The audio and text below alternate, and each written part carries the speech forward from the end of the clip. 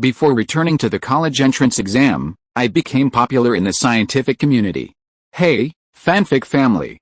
So glad to see you here again to continue this incredible adventure. As always, kindly remember, this story is 100% fiction, so don't go looking for dimensional portals in your closet. All rights to this fantastic novel belong to the original author. We're just your humble narrators of epic tales. Are you enjoying the fanfic? Show it by subscribing to our YouTube channel and dropping us a like. And if you're impatient for more exclusive content, our Patreon is your happy place. Chapter 101 Arrival. After a brief inspection of the apartment, Wu Tong accepted the key Li Yixin handed her, but she had no intention of staying. She returned to her Beijing University dormitory, where she felt more familiar, having lived for half a year. Get some rest today. I'll pick you up from campus tomorrow and we'll go to the mathematics center together. Li Yixin said goodbye to Wu Tong, instructing her before leaving.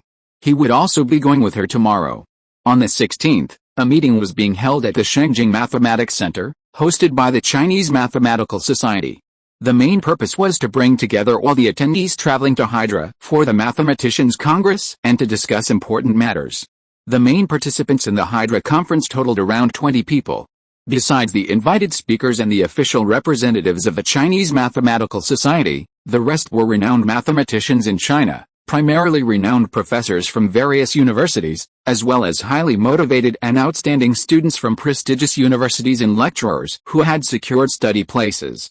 The conference room was packed with the biggest names in the Chinese mathematics community, with those who hadn't seen each other for a long time exchanging pleasantries, and the atmosphere was quite lively. They were all well-known figures in the domestic mathematics community, so familiar that even those with whom they had little acquaintance knew each other. When Wu Tong and Li Yixin arrived, the intern in charge of guiding the meeting, unfazed by Wu Tong's youthful appearance, saw her as Li Yixin's student. He showed them respect and admiration as to why she hadn't thoughtlessly blocked the meeting. After all, those assigned to this meeting were no fools. As future members of the Mathematical Society, they had to be discerning and well-informed about the key attendees. This time, the talented young woman from Kyoto University was their primary target. Wu Tong, here. Come and sit here. Upon seeing Wu Tong enter, Professor Zhou immediately stopped chatting and waved Wu over with a smile. At this International Congress of Mathematicians, Kyoto University was worried that Li Yixin, a rising star, wouldn't be able to dominate the event, so they assigned him to provide Wu Tong with a protective escort. It was to make those who wanted to take advantage of their seniority see clearly that no one could bully their children from Beijing University. Wu Tong was not fighting alone. Beijing University had her back. She had brought unparalleled glory to Beijing University, so why would Beijing University be her stepping stone to success? This is Wu Tong from our school. She's been making some impressive international appearances lately. Zhou Wenping smiled and acted as Wu Tong's guide. This is Professor Peng from Luxiang University, and this is Professor Su from Aurora University in High City. This child was not heartless. Li Yixin had only extended a hand to her when they met by chance. Now, looking at Li Yixin again, Wu Tong only addressed him as teacher. Who could still treat him as ordinary? Look, the leadership of the Chinese national team for the EMO, the opportunity to study at the International Congress of Mathematicians at public expense, the opportunity to be promoted to full professor, these resources were all immediately delivered to Li Yixin. Wu Tong wasn't particularly sociable. But with such careful guidance from her teacher, how could she not know how to cooperate? She politely greeted everyone. Hello, Professor Peng. Hello, Professor Su, young talent, I've long admired you. Your recent performance has truly astonished us. The older generation, Professor Peng and the other speakers smiled warmly, shook hands with Wu Tong, and spoke to her as equals. The only difference between this child and them was age and experience, which can be accumulated over time, while her exceptional academic prowess wasn't something that could be achieved through mere years. After all, such an outstanding student, while not from their respective universities, was still Chinese, and they were equally proud of her international status. It was just that the smug expressions on the faces of those at Peking University were a bit annoying. There were also some outstanding performances. Zhou Wenping, if you just said it was world-class, they couldn't deny it. After all, it was true. Many in attendance were envious, looking at Peking University like a mother hen protecting its chicks. It's fair to say they're just complaining about sour grapes because their school hasn't produced a genius they can protect. Originally, none of the invited speakers from China were from Huaking or Peking University, which led many to feel a sense of pride. Who could have imagined that in July, Wu Tong would become so dazzling that he could be ignored internationally? And with such opportune timing, he'd be invited at the tender age of just 10, filling the void left by Peking University. It was understandable that they weren't proud. Many of the students following their respective teachers stole glances at Wu Tong, finally witnessing their god with their own eyes. They saw their god, a young and brilliant figure, calm and composed even among the elite, speaking with ease. So, God was a god, already a top figure mingling with the elite, while they were just unknown students, accompanying their professors on a self-funded trip to broaden their horizons. After a brief exchange of acquaintances, the Chinese Mathematical Society officially arrived. President Shen Yuhua, academician, presided over the meeting, accompanied by the accompanying board members. The meeting focused on travel arrangements, meeting points, meeting times, flight schedules, arrival arrangements, and expenses. All expenses for invited speakers would be covered by the organizers, while others were expected to cover their own expenses. After the meeting, the group, apart from a few casual conversations with those they knew, could return. In the afternoon, the Peking University Academic Affairs Office arranged for a dedicated person, accompanied by Li Yishan, to complete the property transfer for Wu Tong. Currently, restrictions on purchasing a home in Beijing haven't been fully implemented, so the requirements for household registration are relatively low. Furthermore, Wu Tong's household registration had already been transferred to Peking University, and with dedicated guidance and complete documentation, the transfer was smooth and swift. Any matters like the property certificate, which require time, would be monitored by a Peking University clerk, who would then retrieve them and hand them over to Wu Tong. Wu Tong could then focus on her flight to Hydra for the conference. Peking University currently prioritizes a standard, aside from academic matters. Wu Tong doesn't need to worry about anything else. Anything that can be done for her is handled by a dedicated person, sparing her valuable time. The next day, at 5 o'clock, all those who were going to Hydra to attend the conference, carrying their luggage, gathered at the Shangjing Mathematics Center. Except for a few people in Shangjing, most of the other participants stayed directly in hotels near the Mathematics Center, so it was relatively convenient to gather. After everyone was gathered, they took the bus arranged by the Mathematics Center and went directly to the airport, checked in, and boarded the early Eastern Airlines flight departing at 7:30. This flight required a transfer, and it was already 9 o'clock on the 18th when they arrived at Hydra Airport. There were reception personnel for this conference at the airport, who guided them to the bus arranged by the organizing committee and went directly to the hotel to settle down. After a long transfer and a tiring journey, and in the not-so-safe brat, no one had the energy to explore exotic places, so they just rested in the hotel for a day. Chapter 102, Shine. August 19th, the 26th International Congress of Mathematicians officially opened. Over 2,000 mathematicians from around the world gathered, and including accompanying students, the total number of attendees reached 4,000. Among them were renowned international experts, illustrious international scholars, renowned mathematicians, and countless rising young figures from around the world. At that moment, the conference hall felt like a glittering spectacle of mathematical brilliance, with greetings and salutes emanating from every corner. Mr. Wiles. Mr. Deline, Terence Tao greeted with a smile. You're here too, of course, we guessed you'd be there. Could you point me to that amazing kid later? Andrew Wiles spread his hands. You know, just like you sometimes have trouble telling us apart, I sometimes have trouble telling Oriental people apart. I've tried very hard to remember Wu's appearance. She's a beautiful girl, like a flower, as beautiful as my daughters, to be a double-edged sword. Andrew Wiles immediately enlisted Terence Tao, a Chinese, to guide them as soon as he arrived at the venue. They should be over there. Tao glanced around and spotted Zhou Wenping, who seemed familiar, and the back of a young girl beside him, whose silhouette he could clearly make out. Mr. Wiles, Professor Zhou Wenping is over there. The girl next to him should be Wu Tong. They're talking to Su Chanang. Wu Tong entered the venue with Zhou Wenping and his group a little after 8 o'clock. With Zhou Wenping's guidance, he met several renowned Chinese scholars, many of whom had graduated from Peking University. This is you, Su Chanang, senior brother Su. Currently a postdoctoral student at MIT, you've excelled in algebra, particularly in algebraic varieties, and have been invited to a position at the University of Utah. Teacher Joe, you're so pitiful. With junior sister's impressive achievements, how can I even claim to be outstanding? The proof of the two major conjectures is something even I, your senior, couldn't have dreamed of. After I finish my internship here, I hope my alma mater will take me back, a wandering child. Junior sister, I'll learn a lot from you in the future, and I hope you'll be generous with your guidance. Su Chenniang respectfully joked with Zhou Wenping, revealing his desire to return to China to serve his country, before turning to greet Wu Tong with a smile. Senior brother Su, you're too polite.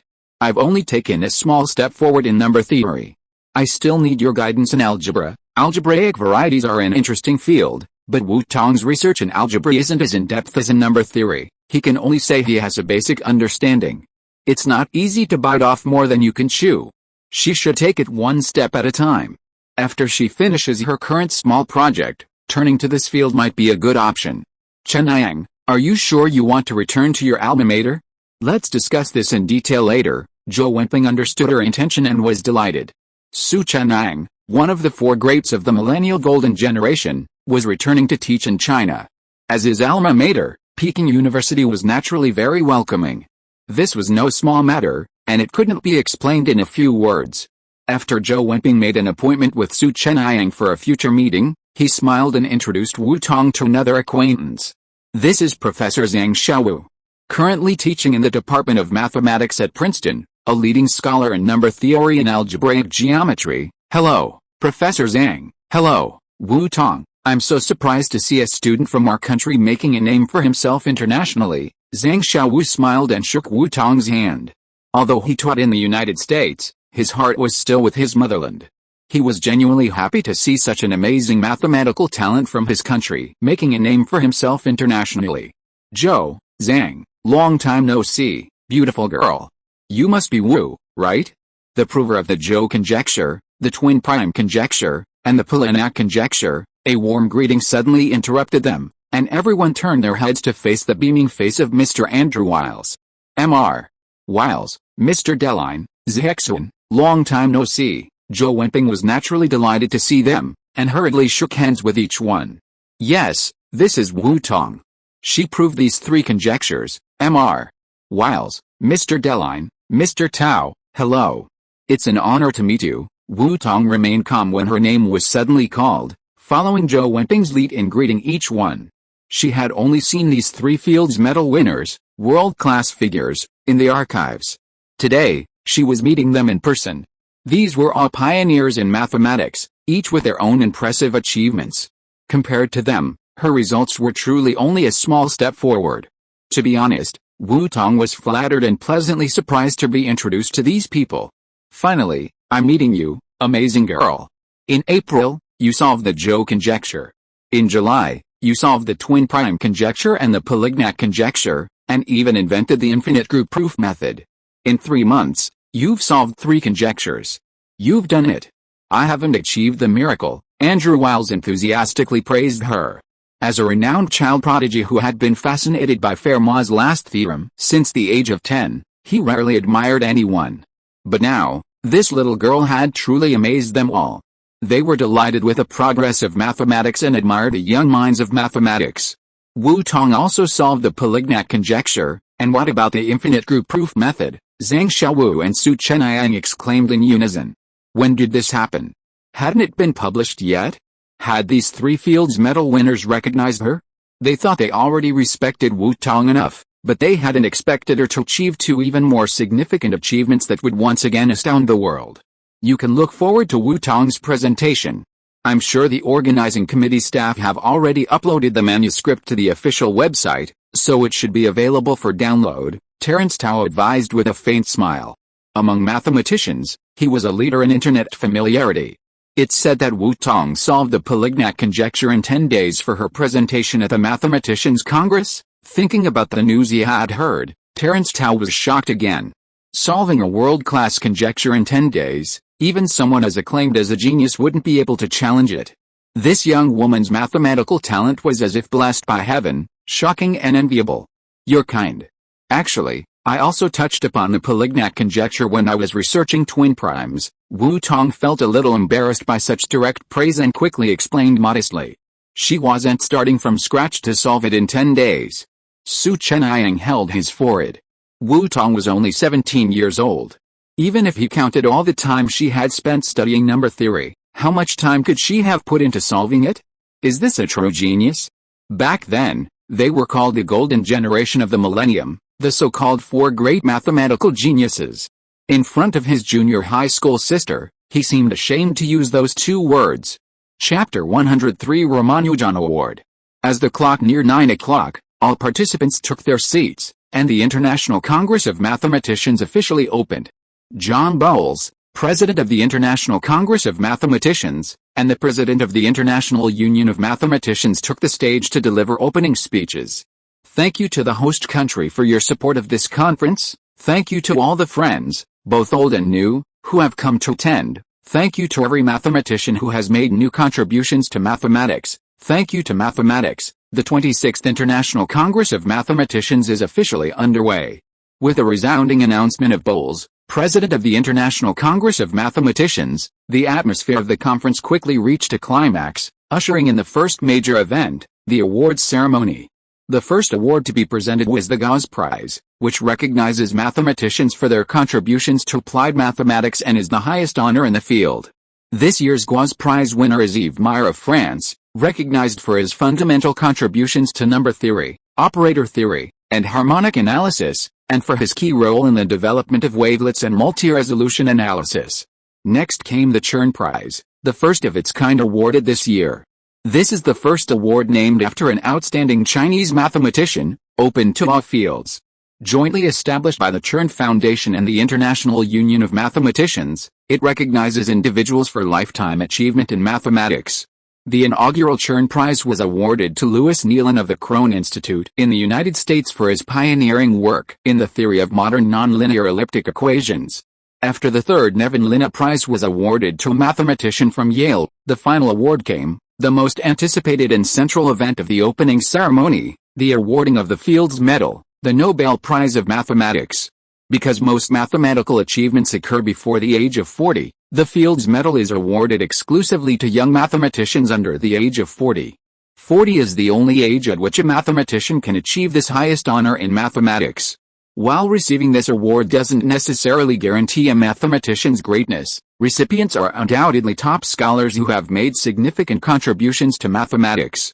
When Andrew Wiles proved Fermat's last theorem, despite being over 40, he was awarded a special prize by the International Union of Mathematicians for his outstanding contributions.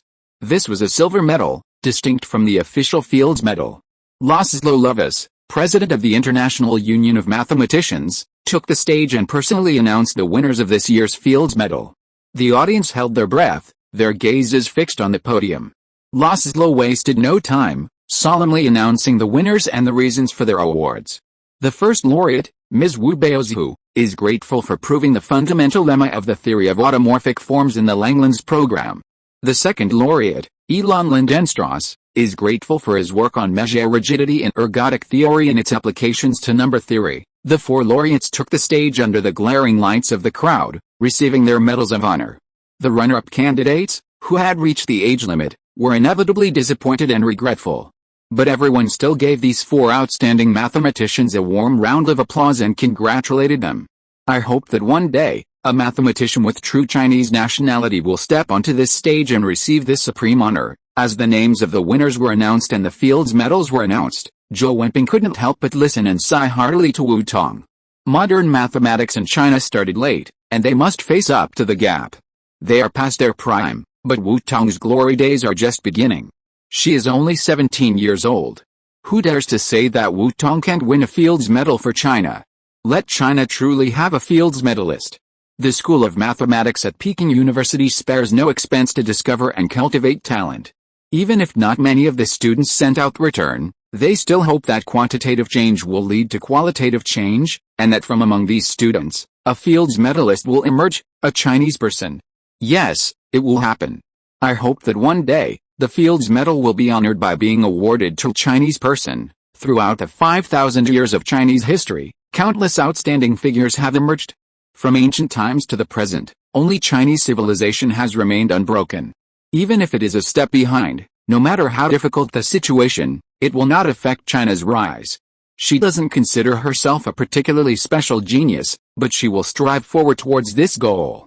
After the Fields Medal was grandly announced and the 4 honored Fields medalists left the stage, the International Congress of Mathematicians came to a close, and Lavas delivered the closing speech at the opening ceremony. However, after a lively discussion of the contributions of the Fields Medal winners and other prominent figures, the chairman suddenly changed the subject. Over the past 4 years, countless scholars have contributed to the advancement of mathematics. Mathematics thrives because of you. Every mathematical advancement is always a cause for celebration. For example, today, I'd like to take this opportunity to digress and thank a prominent figure who has made tremendous contributions to mathematics this year. From April to July, she successfully solved the Zhou conjecture, the twin prime conjecture, and the recently confirmed Polignac conjecture. She also brought the infinite group proof method to the mathematical community, which will soon astonish the world. I'll lament the youth of mathematics for her youth, and I also regret that the Mathematical Union's rigid regulations prevented her from receiving the Fields Medal this year. I would like to take this opportunity to solemnly introduce to the world a mathematical genius from the East, a pearl of the East, Tong. To express our gratitude for her outstanding performance this year, the International Union of Mathematicians will award her the Ramanujan Medal. The Ramanujan Medal shines with glory because of her. After a kindly glance in Tong's direction, Lavas jokingly addressed the audience. Sorry, I gave away the question in advance, but please forgive my excitement. Let us hope that mathematics will remain forever young and make unlimited progress. Tong, President Lavas says you've won this year's Ramanujan Medal. Zhou Wenping and Li Yisheng cheered softly. They had initially felt a little disappointed that Tong's achievements hadn't had enough time to mature, and that he wouldn't be eligible for the Fields Medal this year. They wondered when China would have a truly Chinese Fields medalist. However, they hadn't expected President Lavas to specifically praise Tong at this glorious moment at the end of the opening ceremony of this International Congress of Mathematicians. This already made them incredibly proud, and even more unexpected was the unexpected news that Tong had won this year's Ramanujan Medal. The Ramanujan Medal. This is the Ramanujan Medal, an international award given only to young mathematicians under the age of 45 from developing countries who have made outstanding scientific contributions. Tong's first award was actually an international award. When the news spread back home, everyone was probably overjoyed. So happy. Chapter 104 Refresh. The opening ceremony concluded. If there was one person who shone the brightest today, besides the 7 winners of several major awards, it would undoubtedly be Tong. The president of the International Union of Mathematicians, IUM, lavished praise at the ICM. Mathematicians from around the world truly recognized this talented young woman, who had nearly secured a Fields Medal. Tong's name shone internationally, and her 3 conjectures were her greatest honors. After the conference, almost every capable mathematician immediately visited the ICM official website to download and read Tong's keynote speech. Her straightforward theme once again shocked mathematicians worldwide. Just a few days later, she had officially solved the Polignac conjecture, following the twin prime conjecture. Glad to meet you, young lady, Ms. Tong. IUM President Lavas and ICM President John Bowles greeted Tong with a smile. The Ms. was a gesture of respect and honor. They felt that calling Tong Miss was too frivolous. Hello, President Lavas, Professor Bowles. After exchanging greetings, Bowles smiled and instructed Tong, forgive me. Due to your stunning success, your presentation will be temporarily postponed to 1 hour, 3 days from now at 2 p.m. in Hall 1, so that everyone can hear your wonderful talk in more detail. Thank you for your care and concern. Tong expressed her gratitude amid the excitement of the faculty and staff, her heart overflowing with joy. This was an unexpected honor. After seeing off the 2 leaders who had come to meet Tong, Zhou Wenping and Li Yisheng excitedly fist-bumped, remembering to be gentle as they gently patted Tong's shoulder. This was their palm pearl, not some thick-skinned, weak-kneed kid with only brute strength. Changing from 45 minutes to 1 hour is a qualitative change. The International Congress of Mathematicians is an open platform for shared progress. In addition to the 10-minute presentations open to the general public, Any participating scholar can apply to participate in their own interesting groupings, making this a fun activity open to everyone. There's a stark difference between a 45-minute presentation and an hour-long one. While a 45-minute presentation is reserved for scholars of international renown, presenting their achievements or new developments, an hour-long presentation is a high-quality presentation, reserved for internationally renowned or even top-tier figures, or exceptional individuals with outstanding contributions. At each Congress of Estimated Mathematicians, there are 160 45-minute presentations, divided into different groups, while only 21-hour presentations are invited, an unprecedented honor. Congratulations, Wu Tong. Congratulations, Su Chenang, Professor Zhang Xiaowu, and other newly acquainted scholars, along with Academician Shen, President of the Chinese Mathematical Society, and Professor Peng from Shandong University, all congratulated Wu Tong. Wu Tong had taken a step toward near climbing, a point of pride for all Chinese people. Shen Yuhu mentally made a note of Wu Tong's case, declaring he would urgently discuss it upon his return. Wu Tong had already made a name for himself internationally with a Ramanujan Prize, and subsequent awards were inevitable. Furthermore, China hadn't awarded Wu Tong a single award yet. Wasn't this a laughingstock to the international community? For such a unique talent, even the slightest bit of seniority-based stigma in China was unacceptable. Of course, even if he didn't mention it, the protective group at Peking University was already at work. Within the Chinese mathematical community, Peking University's School of Mathematics was still a well-regarded institution. It wasn't surprising that Peking University was so proactive. The students' performance was truly astonishing, well deserving of the numerous domestic awards. Those awards weren't given to this child because of his own success, but because of Wu Tong. The future of Chinese mathematics still depended on these young people. As president of the Chinese Mathematical Society, it was his responsibility to advocate for and contribute to their success. Looking forward to your lecture in 3 days, Tao and the others smiled before departing, giving him a thumbs up. The Ramanujan medal was a great start. They had all previously won it at a slightly older age than Wu Tong, and Wu Tong had broken the record for the youngest recipient of this award. Perhaps, if nothing unexpected happened, this young woman might break all the records for the youngest recipient of any mathematics award. After greeting several of the top scholars she had just met and getting to know the newest Philidor medal winner, Wu Tong was finally able to return to the hotel with her teacher. The welcome dinner, from 6 to 8 p.m., was naturally another lively affair. Wu Tong had met many of the most renowned scholars both domestically and internationally through this platform. Their casual conversations sparked many sparks of thought, which made her even more excited for the lecture series that would officially begin tomorrow. On the second day, Zhou Wenping arranged for Li Yishan to accompany Wu Tong, while the Chinese participants split up and attended presentations in their respective areas of interest. These presentations showcased the most cutting-edge mathematical findings, presented directly by the authors themselves. This presented a rare learning opportunity, and many of them were either self-funded or sponsored by their universities.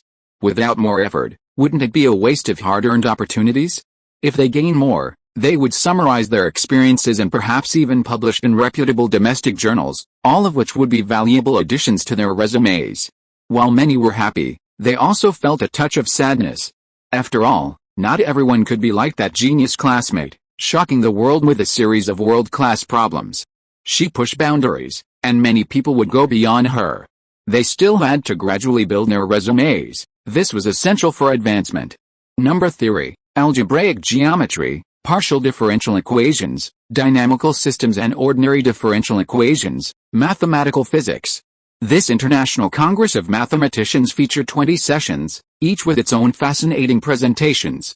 With nearly 200 presentations, the sheer volume was enough to dazzle anyone who didn't know where to start. Wu Tong clearly had a clear goal. It was unrealistic to try to attend every presentation, as schedules conflicted between sessions. She researched the topics that interested her in advance, eliminating those on the history of mathematics and those she didn't need immediately, and made a thorough plan. Teacher Li, you can choose the sessions you like. I'll be at the conference hall and won't be going anywhere else, so you don't have to follow me around, Wu Tong and Li Yishan suggested. She and Teacher Li didn't overlap much in their presentations, so there was no need for Teacher Li to waste his time. Teacher Li was there to learn, too, so she should waste her time. Chapter 105 Model. Okay, Then we'll call and meet up at the appointed time. Li Yishan nodded. Wu Tong wasn't a 3-year-old child, and while they were worried about her safety, they couldn't follow her too closely, lest she feel constrained and rebel. The security of the conference venue was guaranteed. Wu Tong wasn't a willful child, and she stayed within her word, so he felt reassured. If you encounter any problems, don't get into a fight with anyone first, and contact us immediately, Li Yishan repeatedly instructed them as they signed in separately. Keep our phones on. While the venue was politely silent, they switched their ringtones to vibrate, making them easily noticeable in their hands. Their most important task at this conference was to keep an eye on Wu Tong. No problem, Wu Tong gave an okay sign, heading off to her first objective, a report on partial differential equations. Partial differential equations were essential for studying fluid mechanics. The existence and uniqueness of solutions, their extensibility, and their dependence on initial conditions. Further considerations include linear equations. Professor Fu from China was presenting a lecture on dynamical systems and ordinary calculus equations. Wu Tong quietly arrived, found an inconspicuous corner, and listened attentively, occasionally taking important notes or recording fragments of insight sparked by her intellectual interactions. Different fields are like different mountains. Her mathematical background is among the best in China, but when it comes to dynamics, or engines, she's a complete novice. The resources she found online were mostly general and incomplete. After returning from Mount Tai, she searched for books and materials on this subject through Peking University and international sources. While she could understand the theoretical knowledge, her understanding and foundation were superficial, leaving her feeling like she was still just scratching the surface and hadn't truly entered the field. Upon seeing the title of this session, Wu Tong became intrigued and arranged a time to attend. According to the dynamics conversion model, at the end of the report, Wu Tong nodded lightly, feeling somewhat enlightened. Why should she embarrass herself in the field of dynamics? Wouldn't it be better to convert it into a mathematical problem and build a mathematical model? Mathematics is her basic foundation now. What she wants to achieve is not to build a new engine from scratch, but to find an optimization direction and angle, and use mathematical models to calculate and deduce better parameters. This is her strong point. It's really putting the cart before the horse, getting half the result with twice the effort, and being limited by inherent thinking. However, the study of dynamics is not in vain. Conversion problems also require some basic knowledge. Recently, the research on fluid mechanics and dynamics has been increasing day by day.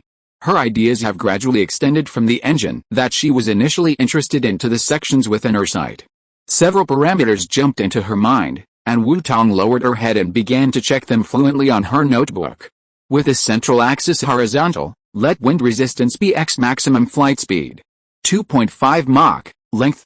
18.90 meters, wingspan. 13.56, height. 5.08 meters, fuselage area. 78.04, empty weight. The impact force of the rectangular cross-section is. The medium sweep angle is calculated. And the mid-plane inclination angle is 35 degrees.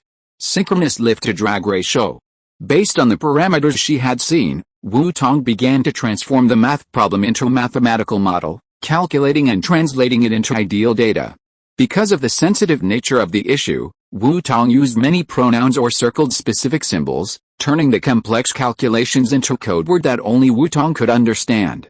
Nearby, a Western student studying with a teacher accidentally caught sight of a corner of Wu Tong's notes during a test and averted his eyes in shock. He couldn't understand. Where did this expert come from? Are all Easterners so good at math? Any random Eastern student is so impressive. What about the internationally renowned Wu Tong? It's no secret that this year's rising star has been a crushing success.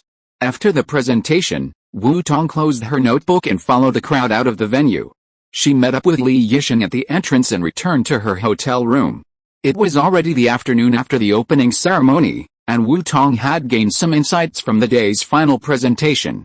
After lunch, she informed Professor Li that she would be preparing for the afternoon presentation tomorrow at noon and sorting out her findings. She wouldn't be leaving at noon, so there was no need to wait for her. Back in her room, Wu Tong, like a child with a new toy, continued to calculate with great interest, filling in the gaps in the mathematical models she had initially constructed that afternoon. In her own absolute space, Wu Tong made no effort to hide her thoughts. As she calculated and tried to draw with a ruler, The half-blurred shape of the airplane gradually took shape under her hands, and she marked the calculated data step by step in its proper place. The F-22 Raptor, a supremely advanced fighter jet of our time, officially entered combat service in 2007.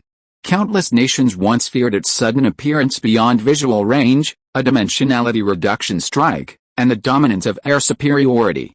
It was also a force for countless Chinese researchers, toiling day and night, to pursue and surpass.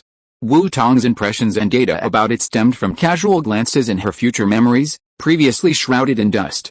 But today, at the presentation, a sudden triggering of her thoughts rekindled these memories. Drawing on her recent learning, from the perspectives of fluid mechanics and aerodynamics, she converted the data she had pulled from her memory into a mathematical model.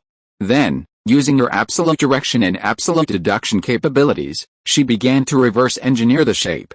While some of this data might not match the precise original data she had lost, it represented the optimal value Wu Tong had calculated using mathematical models derived from various perspectives of mechanics and dynamics. If the data didn't match the original, Wu Tong was confident hers was the optimal choice. The actual aircraft didn't achieve that, perhaps because the materials and process conditions weren't yet optimal. She didn't actually realize what she was doing at the moment. Her definition was simply a matter of validating the design at the right time. At 1 o'clock in the afternoon on August 23, a complete fighter jet design emerged from Wu Tong's pen. The ridged forebody, the sharp wing strakes, the fuselage, the wings, the dual-vector nozzles, the fuselage layout appeared on the plan, with detailed data densely marked with arrows. Beyond the general shape of the fighter, Wu Tong further calculated the engine's thrust-to-weight ratio. From a materials science perspective, she analyzed the maximum pressure-bearing capacity, density, and mass of the fuselage materials. Given a limited weight, which materials currently offer the closest approximation? With limited data at hand, Wu Tong could only make a vague inference. Titanium aluminum alloy? Chapter 106, On Stage. Wu Tong had a vague idea of some potential material matches, but these still needed to be verified in the laboratory. With further data, she could more precisely determine the direction and deduce the next step. The creation of a new material is never achieved overnight. It requires the tireless work of countless researchers, day and night, countless failures, and a touch of luck before a flash of inspiration finally materializes.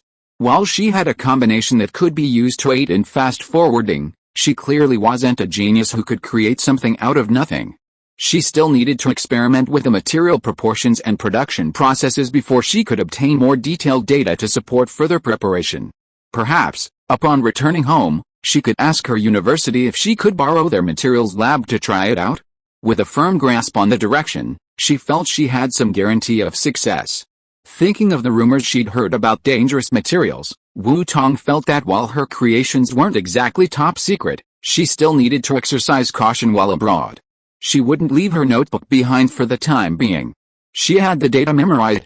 Burning it would have been the best option, but hotel rooms generally have smoke alarms, making this an operationally risky idea. At 1:30, Li Yishan gently knocked on the door. Wu Tong, it's time to leave for the venue. By 2 o'clock, Conference Hall 1 was packed. Nearly every mathematician attending the opening ceremony had arrived. The front row was packed with top mathematicians, many of whom were top experts. "Oh, you're here too," everyone exchanged a knowing glance. After a brief on-stage opening, Wu Tong, led by a guide, emerged from backstage with a firm step. The hem of her skirt, painted in a gradient of ink and blue, fluttered gently with her steps. She stood in the center of the stage and looked down. The 3,000 or 4,000 attendees were clearly visible. Everywhere she looked, she saw familiar and unfamiliar faces, almost overcrowded. She took a deep breath, studying herself, and nodded gently to the audience before speaking. "I'm Wu Tong, the presenter, from China. Thank you all for taking the time out of your busy schedules to attend my presentation. I was pleasantly surprised to receive the invitation. Since I didn't have many outstanding results to show for myself, I decided to give my first attempt at the Polignac conjecture. I'm grateful to the organizing committee for their trust in me and for giving me the time to present it to you all and discuss it with you." She delivered a rehearsed opening speech in a calm and measured manner. From the moment she stepped onto this international stage, she represented more than just herself. Of course, she wasn't shy either. Her well-developed proofs and extensive knowledge were her strongest support. Wu Tong clicked the laser pointer in her hand, displaying the first page of her presentation. On the giant screen, the magnified theme appeared, a new method for group proof and the proof of the Polygnat conjecture. Before I tell you about my proof of the Polygnat conjecture, let me first explain to you the tool I use to overcome the Polygnat conjecture, the infinite group proof method. Among integers greater than 1, the numbers that can only be divided by 1 and the number itself are called prime numbers. 2,000 years ago, our ancestor, Euclid, proved that there are infinite prime numbers. From the topological principles introduced by Zellberg to supplement the sieve method, I got a direction. Wu Tong's opening was not difficult to understand. Some students or ordinary scholars who followed a teacher to learn in the audience couldn't help but think, that's it? That can prove the Polygnat conjecture. It seems like they can do it too. However, as Wu Tong's explanation deepened step by step, starting with this group of students, some gradually couldn't keep up with Wu Tong's extended pace of thinking. If they couldn't understand one step, it meant that everyone would be carsick. Those who were a little disdainful at the beginning now all started to talk about who I am, where I am, and what is said above. Such superficiality naturally had nothing to do with the bigwigs in the front row. When the content shifted into more depth, that was when they were most interested. Andrew Wiles tilted his head and smiled at Terence Tao, saying, Zellberg, who first proposed the topological sieve method, probably didn't expect the sieve method to be so practical. I remember him wanting to use it to enlighten future generations on the Goldbach conjecture, include me here. This also surprised me. It seems the sieve method still has room for further exploration and isn't at its limit as many people think. Terence Tao nodded softly. Wu Tong's research had given him some insights into his current project. This kind of logic seems to be applicable to my L-function logic. Deline rested his elbow on his hand. I think Langlands would be very interested. Wu Tong's footsteps were so solid. I knew he could do it. Zhou Wenping relaxed his nerves. Before Wu Tong took the stage, he had been a little worried about whether he would be too nervous, considering it was his first time on such a stage. The young are formidable. He, a senior from the previous generation, was instantly eclipsed by the dazzling performance of this junior. His decision was right, he could still pursue research in China. The moon abroad wasn't brighter than at home. This junior's achievements were the perfect proof. Therefore, we can determine that for all natural numbers k, there are infinitely many prime number pairs, p plus 2k. As Wu Tong delivered the final sentence of his argument, the audience erupted in applause. After the applause died down, Wu Tong faced the audience and continued with the final step of his presentation, answering questions. Now, please feel free to ask any questions you have. Professor Wu Tong, page 56, line 7. Why do you introduce Wilson's theorem and then move directly to n equals? A Western scholar in his 30s stood up, seemingly using the term professor out of respect. I'm not a professor yet. Call me Wu Tong, or researcher Wu. Wu Tong explained the question of address, remembering that she also held the title of researcher at the Kyoto University Mathematics Center, which could also be used as a title. This idea comes from Goldbach, based on the Fermat sequence Fn equals 1, n equals 0, 1, 2, 3. In order to prove the infinity of prime numbers, I proved that any two Fermat numbers are coprime, that is, no integer greater than 1 can divide both Fermat numbers at the same time.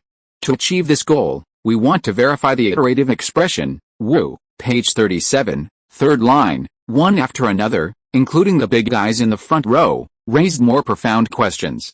But they all got satisfactory results with Wu Tong's answers, and no one asked any more questions.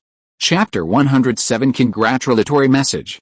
Everyone understood what they needed to understand, and those who didn't knew where to ask questions didn't know. The lecture was a complete success, officially announcing to the world that another worldwide problem, the Polygnat conjecture, had been solved. Well, this lecture concludes here. Thank you all for coming. Wu Tong bowed gently to the audience, signaling his farewell. The audience erupted in applause again. Led by the top mathematicians in the front row, led by Deline, the entire audience rose to their feet in a standing ovation, a gesture of supreme acclaim and congratulation for Wu Tong's presentation. Congratulations were offered on his successful international debut, and thanks were also offered for providing another perfect answer to a problem that had plagued the world for a century. With the sensational lecture's successful conclusion, its impact spread beyond the venue. National and international media rushed to cover the event.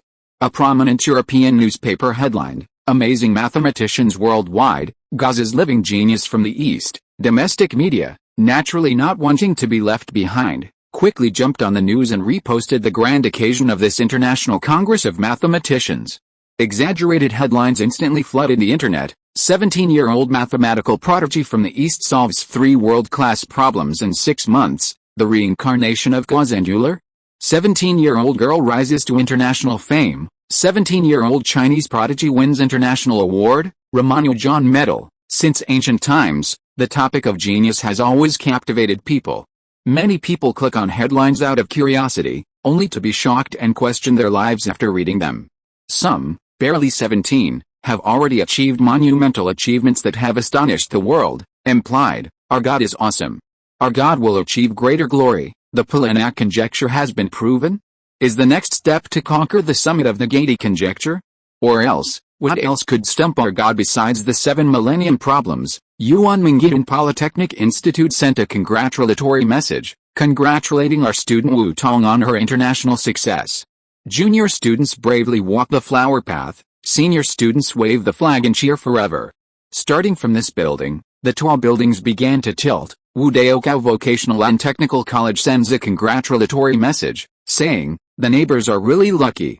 This doesn't include Wu Shen. Wu Jiaochang Secretarial Vocational and Technical School also congratulates. Hai City's first construction team sends a congratulatory message. Shangmei Government's Technical Vocational School congratulates Wu Shen on his continued success. Some, bewildered and confused, interjected, asking, where did so many vocational and technical colleges send congratulatory messages to this talented young student? This immediately caused many onlookers to burst into laughter, and they diligently began to answer questions for this lost lamb, revealing the true name behind these mocking names. The internet was abuzz with activity, like the New Year's Eve, and the influence continued to spread. Wu Tong's name resounded throughout China and abroad. Wu Tong paid no attention to the bustling outside world. She continued to focus on the reports that interested her, and the international scholars she gradually became familiar with. She occasionally shared her insights and extensions with the overlapping reports at the conference venue, and incidentally received invitations to contribute to major journals. Wu Tong didn't choose carefully, and chose the first invitation she received. It was an inquiry from the editorial department of Acta Mathematics, who wanted to compile and publish Wu Tong's proof in their biannual issue. Acta Mathematics, one of the 4 top journals in the international mathematics community, was founded in 1882 and is affiliated with the Royal Swedish Academy of Sciences. It was also the first to be published, and its status was on par with the Annals of Mathematics, to which she had previously submitted her work, but it only published 2 volumes per year, with 2 issues per volume. They wanted to publish Wu Tong's proof in their latest journal, which would be published in the second half of the year, and Wu Tong had no reason not to choose. The reviewing editor and Wu Tong discussed the publication arrangements in detail. Given the 2 key points of Wu Tong's report, they decided to publish the proof of infinite groups and the proof of the Polignac conjecture separately, making it more accessible to mathematicians worldwide. They would handle formatting and other adjustments, without Wu Tong having to worry about any changes. Having another top journal was a positive development, and Wu Tong simply sent his previously written paper in both Chinese and English to the corresponding submission email address. His swift operation delighted the editor.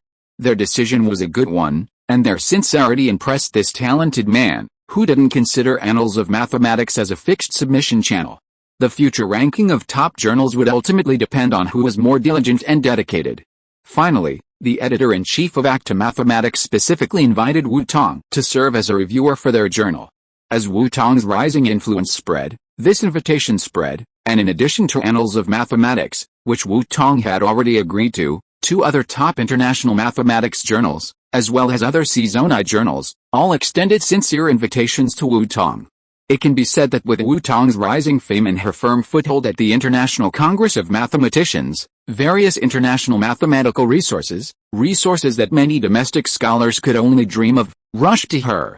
While Wu Tong wasn't expected to produce results immediately, and even top researchers could take months, she couldn't afford to overdo it. Time was limited, so Wu Tong agreed to only the 4 top journals, reviewing papers she found interesting when she had the time.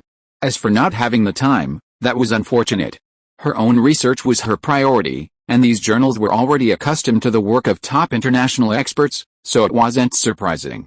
Learning that Wu Tong had 2 more top-tier publications in her portfolio was both expected and unexpected for Li Yixing and Zhou Wenping. They weren't surprised that Wu Tong's significant work would be so widely sought after by the 4 top journals, but they were surprised that Acta Mathematics would actually take up 2 slots to publish Wu Tong's work one by one. Acta Mathematica is a world-renowned, Corsi-indexed mathematics journal. When did they lower their arrogance so low? Indeed, this is a privilege reserved for geniuses.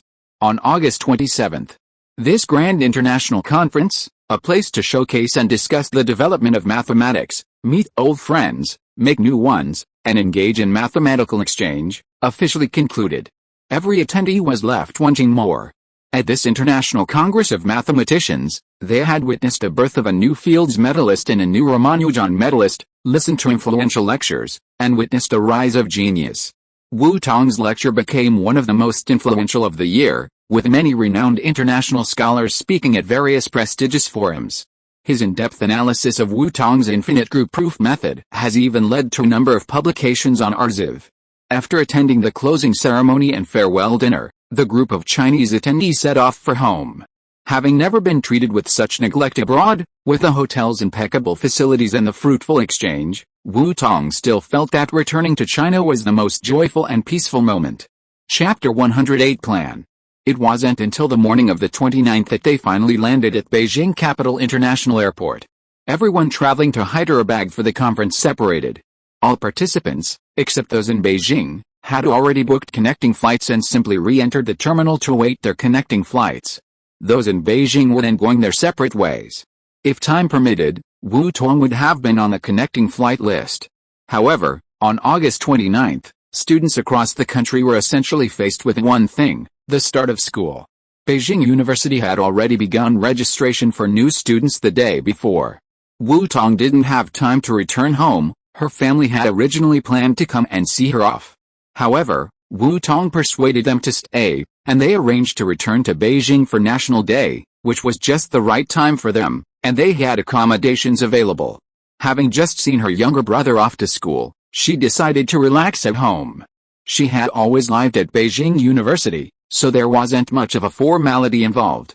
According to the general training plan the university had arranged for her, the start of school was essentially the countdown to graduation. Academician Shen Yuho of the Mathematical Society and his delegation had originally intended to invite Zhou Wenping and Wu Tong to ride back home. However, upon exiting the exit, they were met by staff from the Peking University Academic Affairs Office, specifically sent to meet Wu Tong and his group.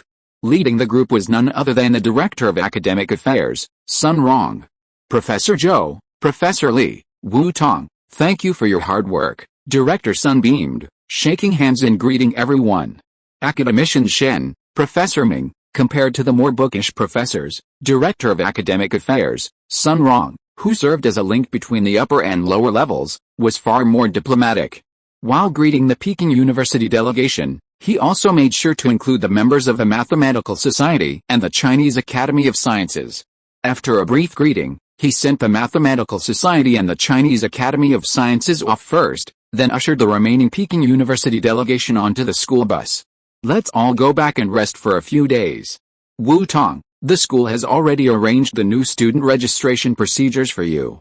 You don't have to make another trip. Sun Rong thoughtfully explained the school's arrangements to Wu Tong. When it came to arranging Wu Tong's admissions, Peking University couldn't have been more proactive, having already completed everything. Now, Wu Tong was a legitimate Peking University student. The highly sought-after Ramanujan medalist, the future Fields medalist, was from Peking University, and no one could shake his luck. Peking University was truly blessed this year. The group arrived at the school after a chat.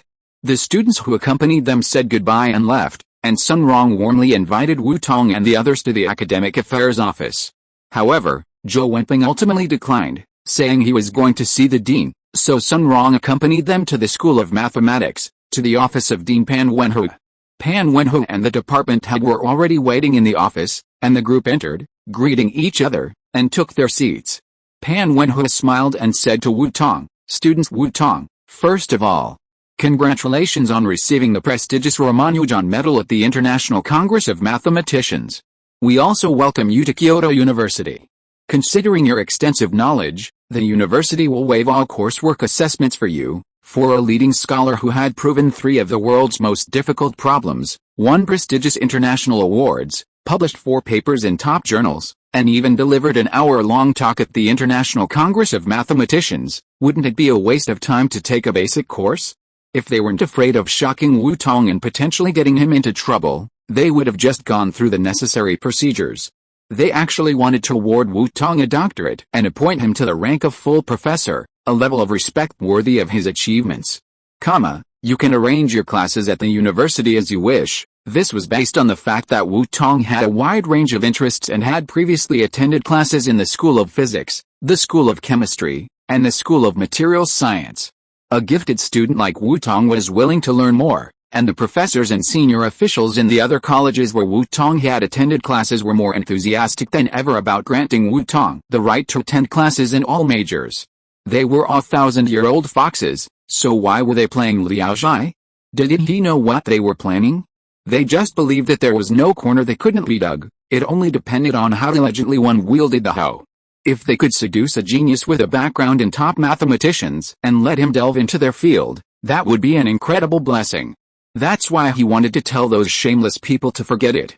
No matter what class Wu Tong was interested in, she would always be a student of their mathematics department. The school plans to arrange for your undergraduate graduation next year. We have 2 options for your further studies. The first is direct admission to a doctoral program at our School of Mathematics. If you produce doctoral-level research, we will award you a doctorate and invite you to become a full professor at Peking University. Secondly, the school has partnerships with prestigious international universities such as Princeton, MIT, Stanford, and Gauze University in France. We can initiate joint training programs to send you abroad for further study and access more resources at a higher level. I believe these schools would also welcome you. Special considerations are being made. Wu Tong already has such a deep knowledge base and significant achievements. Unless he truly desires to enjoy campus life, he doesn't need to waste too much time on campus. However, based on Wu Tong's request to skip a grade during his special recruitment, he doesn't intend to follow a routine and waste too much time at school. Therefore, the school is considering a special training plan for him. While it had been briefly mentioned before, this is the formal explanation. In fact, even if Wu Tong chooses to study abroad and pursue his career, they would understand. Conditions in China are still somewhat inferior. A top scholar like Wu Tong would enjoy treatment many times higher abroad. This is an undeniable fact. However, they will strive for what they should and do what they should do. Besides that, the school is already helping you apply for national academic grants and project funding, as well as major domestic awards like the 1,000 Talents Program, the Outstanding Young Scholars Program, and even the Distinguished Young Scholars Program. As long as you meet the requirements, Peking University will do its utmost to help you secure them. The domestic mathematics community is undeniably a complex landscape, and Peking University is at least a dominant force in northern mathematics, a presence that no one in the domestic mathematics community dares to underestimate. The entire time Wu Tong was at Peking University, they protected him. They wouldn't resort to deception, but they could ensure that someone of Wu Tong's immense achievements wouldn't be burdened by the constraints of seniority, age, and seniority in China. Special talents deserve special treatment, regardless of their limitations. Thank you, Dean, for your concern. The school's direct doctoral program is excellent. I personally don't consider studying abroad. With all the faculty present, Wu Tong spoke frankly, without beating around the bush. Our Kyoto University has a lot of knowledge, enough for my graduate studies. If it's really top secret stuff, it would be useless to study abroad. The salary Kyoto University gave her was already high enough, and it also gave her enough freedom. If you are listening to this novel on a channel other than Fanfic World, it means it was downloaded and re-uploaded without effort. We warmly invite you to visit our channel, Fanfic World. There you will find the original version of this story and many other novels of various genres. We look forward to seeing you dive into a world of incredible novels. Chapter 109 Elegant. Her foundation was already solid, and the path to the top could only be her own, a path of self-study and progress. There were no shortcuts. Yes, that's right, Pan Wenho burst into laughter, his eyes gleaming with a kind smile. For the older generation, what they loved most was their children's trust in their country. The children of China should possess this kind of confidence from a great nation. With your current level of knowledge, studying abroad is truly the icing on the cake. Good child, if a student has such trust in the school and the country, then the country and the school will surely not let them down. Student Wu Tong, the million-yuan scholarship the school promised for admission, including the 200,000 yuan reward for a 1-hour presentation at the International Congress of Mathematicians and the 200,000 yuan reward for publishing in 2 top journals, has been deposited into your account this month. Remember to check it then. The monthly subsidy will be deposited into your account at the beginning of the month. It should have arrived by now. After Pan Wenho finished explaining the school's training plan, Sun Rong, on behalf of the school, gave Wu Tong a detailed update on her scholarship status. He then pulled some documents from his handbag and handed them to Wu Tong. This is the property deed for the house in Yan'an. I've been carrying it for 2 days, and today I'm finally handing it over to you. These past 2 days, I've been worried about being robbed while walking. They might snatch my bag, and there's nothing valuable in it, but if I lose your property deed, I'd be guilty, Sun Rong teased with a smile, livening up the atmosphere in the office. Thank you for your trouble. Wu Tong took it with both hands, thanking him. The school truly thought about her needs and even considered things she couldn't. Haha. It's my honor, Sun Rong smiled and waved his hand. Even he envied Wu Tong's treatment. There were many ignorant people in the school who were jealous, but ask them, who could achieve what Wu Tong had achieved? Therefore, as the person who personally handled all of Wu Tong's awards, he could only envy her. I envy Wu Tong's parents for having such a proud child, a child who brings pride to the nation and Peking University. Such a brilliant child belongs to China, to Peking University, and his achievements, which have amazed the world, bear a Chinese name. The Zhou Wu theorem, the twin Wu theorem, the Polignac Wu theorem, just the sound of it makes one straighten their spine with pride. We always think one-sidedly. Wu Tong, is there anything else we can do? That's all they can do, trivial tasks that anyone could easily handle, but what Wu Tong has achieved, however, is groundbreaking scientific research. Peking University is happy to help Wu Tong with all the trivial matters, freeing her from distractions and allowing her to focus on her studies and research. Who knows, she might even achieve something significant. The school has made more than enough arrangements for my studies and daily life. Wu Tong shook her head gently at Sun Rong. She had no objections to either aspect, it was more than enough. Then, she looked at Pan Wenho and Zhou Wenping and asked, if possible, can I borrow the laboratory of the School of Materials to do some simple material verification? I can pay for the cost of the experiment myself. And I can also arrange for someone to supervise and never damage the experimental equipment. Materials laboratory? Material verification. Pan Wenho and Zhou Wenping looked at each other, their hearts skipped a beat. Could it be that this kid has reached the top of mathematics and found it boring and wants to switch to materials science? This top math talent is going to play with materials. Just thinking about the possibility, they almost had a heart attack. They had heard that this kid went to the School of Physics, the School of Chemistry, and the School of Materials Engineering to take classes, and they were all wary. Geniuses have hobbies, but no one can be sure, just like Comrade Liu, who made them lose so sadly, is a painful lesson. Wu Tong, there are still so many unsolved mysteries in mathematics. For example, you've already proved the twin prime conjecture and the Polignac conjecture in question 8 of Hilbert's 23 questions. Why not try the Goldbach conjecture? If you succeed, you'll fulfill Mr. Jingren's unfinished wish and truly put an end to the Goldbach conjecture. And then there's the Riemann hypothesis. Many scholars at our school, as well as Mr. Jingren and Mr. Hu, have left behind manuscripts. I'm planning to sort them out and give you a copy sometime. The actual manuscripts are now cultural relics. Wu Tong can view them, but flipping through them repeatedly is not very convenient. The aging of time has made them somewhat fragile, so they've been specially preserved. Mathematics is profound, they've never fully grasped it in their lifetimes. Wu Tong can't lose interest. Originally, they hadn't planned to give Wu Tong a specific direction on the Goldbach and Riemann conjectures at this point. However, at this moment, these were the perfect tools for making a grand promise. No number theorist could resist the allure of the Goldbach and Riemann hypotheses. Given Wu Tong's solid foundation in number theory, handing these manuscripts to her was truly worthwhile. Yes, Dean, I will continue to work hard in mathematics. My next project is the Goldbach conjecture.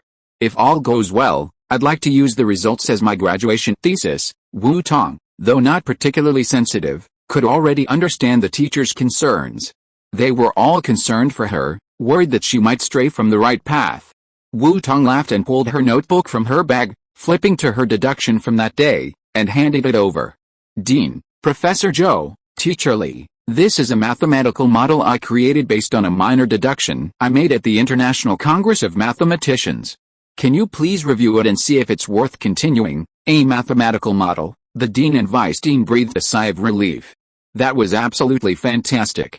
Although he didn't understand how it was connected to the School of Material Science, as long as Wu Tong was researching mathematics, everything else was irrelevant. It was just a lab in the School of Material Science, wasn't it? Wu Tong would personally go to the School of Mathematics to find any work he liked. He'd forget about the fees. Wu Tong wouldn't need them. If Chang had the nerve to ask, the School of Mathematics would cover it. It wouldn't cost him anything. A graduation project based on a preliminary result on the Goldbach conjecture, wow, it would be the most important undergraduate graduation project. It would even be enough for a doctoral thesis. Pan Wenhui, Zhou Wenping, and others hadn't yet realized that Wu Tong's so-called achievements weren't just preliminary, but a definitive proof of their conquest. Or perhaps, no one dared to even think about it. The Goldbach conjecture, the crown jewel of number theory, had been the subject of countless mathematicians' dedicated efforts. Only the brilliant Professor Jingrun had ever proposed a weak version of the conjecture. Decades later, no one had been able to build on it. They simply assumed Wu Tong was just trying to conduct some research on the Goldbach conjecture, and any success was a positive development. Chapter 110 Yearning. The first page Wu Tong opened contained her notes and reflections from lectures on geometric algebra, partial differential equations, and ordinary differential equations. Pan Wenhui and Zhou Wenping consider these insights the very essence of the lectures. Mathematicians at home and abroad were well known for Wu Tong's prodigious talent in number theory, with a string of world-class breakthroughs. However, these notes revealed her profound knowledge and mastery of logical theory in other areas of mathematics. Just like her Gaokao scores, she achieved perfect scores in every subject. There was no such thing as excelling or failing, only absolute mastery. This applied equally to all areas of mathematics. It was simply because number theory was her first area of expertise that she took the lead, producing a steady stream of breakthroughs. The two reviewed the notes, delighted that Wu Tong had not neglected her study and research in mathematics, and was even continuing to deepen her knowledge. That was more than enough. What more could they ask for from this child? Wu Tong had already realized that, apart from breaks for meals, most of his time was spent studying and researching. Even they themselves, blushing, admitted they couldn't manage such intense study. Much of their time was wasted on so-called official duties and socializing, leaving very little time for mathematical research. They weren't conceited by their own achievements, nor lost in the accolades of others. Even when they were 10 or 20 years older than Wu Tong, they didn't have the same natural calmness for research. However, their admiration suddenly turned to shock as they turned to the next page, seeing a fighter plane model. What was that? The densely packed data annotations weren't so blinding as to dismiss it as Wu Tong's childish playfulness. From this page on, they had already entered the beginning of Wu Tong's mathematical model. The previous sections were merely appetizers, laying the groundwork for his model. The complexity of this mathematical model, from the outset, surpassed Pan Wenhui and the others' expectations. Even with their background, it seemed a bit difficult and obscure. The knowledge and cryptic symbols involved, without a clear understanding of Wu Tong's assumptions and without his powerful logical framework, looked like a divine book to ordinary eyes. They advanced, their expressions growing increasingly serious. When several sensitive data points corresponding to the aircraft model appeared before their eyes, a deep sense of shock crossed their eyes. Wasn't this the approximate data calculated during the confidential mission they had participated in? This was something extraordinary. Wiping their faces, the two exchanged a look of doubt, unsure what to make of it. However, due to the trust Wu Tong had given them, they didn't immediately suspect anything. Pan Wenhui said sternly, "Director Sun, please step out for a moment and help keep an eye on Wu Tong's notes. They're subject to confidentiality regulations." Having secured the position of director of the Academic Affairs Office at Peking University, Sun Rong naturally possessed a keen sense of practicality. The moment he heard the confidentiality regulations, he immediately understood their seriousness. Without hesitation, he immediately stood up and left the office, closing the door and standing guard 2 or 3 meters away. Li Yixing and Wu Tong had the closest connection. Having previously worked on the project's peripheral aspects and having just glanced at some of the notes, Pan Wenho didn't ask Li Yixing to avoid the situation. Later, they just signed the confidentiality agreement as required. Wu Tong, do you know what you did? Pan Wenho asked Wu Tong directly. Wu Tong had made these things, and only he knew what they were. I know. Out of curiosity, I learned some dynamics. I had some insights from the Hydra conference. Based on some data from the F-22 Raptor, I translated aerodynamics, fluid mechanics, and so on into math, which is my strongest area. From this, I built a mathematical model, derived an optimal solution for the fighter's shape, and also derived some guidance on the optimal materials for the fuselage. Wu Tong's shy smile contrasted sharply with the shock reflected on Zhou Wenping and Li Yixing's faces. How could they not know when Wu Tong had come up with something so terrifying? Listen to Wu Tong's calm tone, as if she were talking about something romantic, not the world's most advanced fighter jet. The F-22. A terrifying device that still keeps the nation on alert. When did you, little Wu Tong, get so old playing with it? Has anyone else seen this? Was Li Yixing's first reaction. Wu Tong shook her head. Of course not. I never leave my notebook. She still had some common sense. She wouldn't joke with the safety of all the Chinese attendees. Li Yixing and Zhou Wenping still remembered and believed this. After all, if this stuff had really leaked out, based on the praise those brazen Indians gave their father, they wouldn't be sitting here safe and sound right now. Fortunately, Wu Tong was sufficiently cautious. Both of them nearly broke out in a cold sweat. As the team leader, Zhou Wenping felt that he'd probably pay too little attention to Wu Tong. Your data is incredibly close to that of the F-22.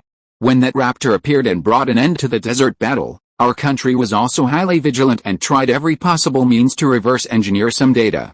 Professor Zhou and I both participated in that confidential project, doing the calculations. Xiao Li, as a key training member at the time, also worked on some marginal projects. Pan Wenho explained this to Wu Tong seriously.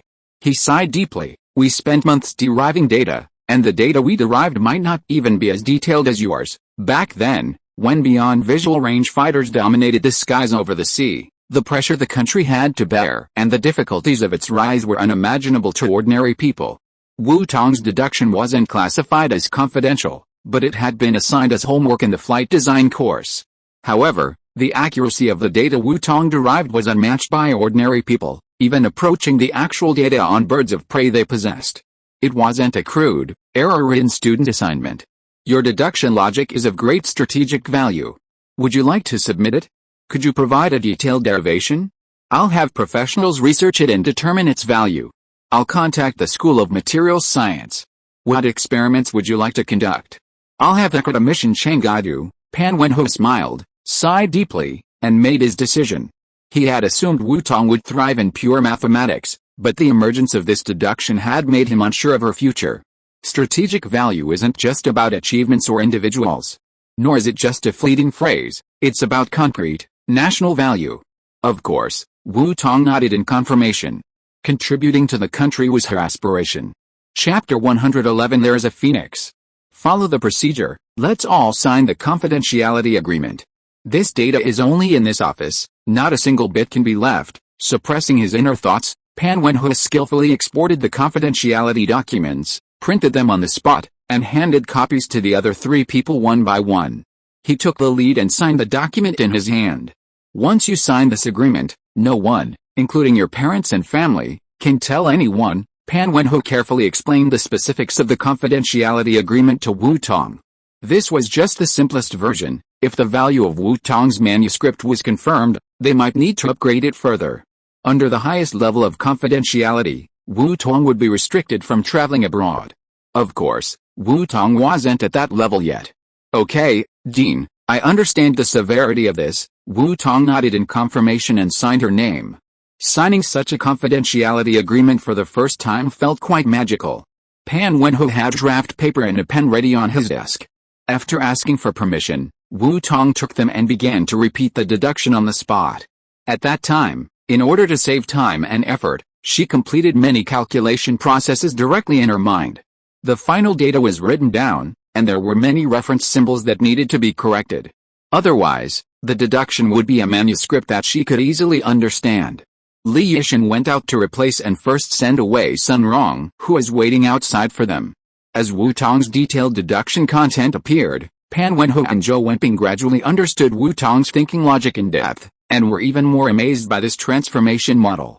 With such a thinking angle in such a concept, if they had Wu Tong's brain back then, they would not have had to rack their brains and waste so much time. Dean, Professor Zhou, okay, I can only barely deduce this far at the moment. The final synthesis and matching of the materials still requires me to complete certain verification experiments before I can have the next step of deduction data. Wu Tong put down his writing pen and handed the stack of detailed deduction drafts in his hand to the two teachers. Wu Tong, wait for my notification. Yixin, take Wu Tong out for dinner and arrange for her to rest. Pan Wenho gave these instructions after the process was complete, and sent Wu Tong and Li Yixin out first.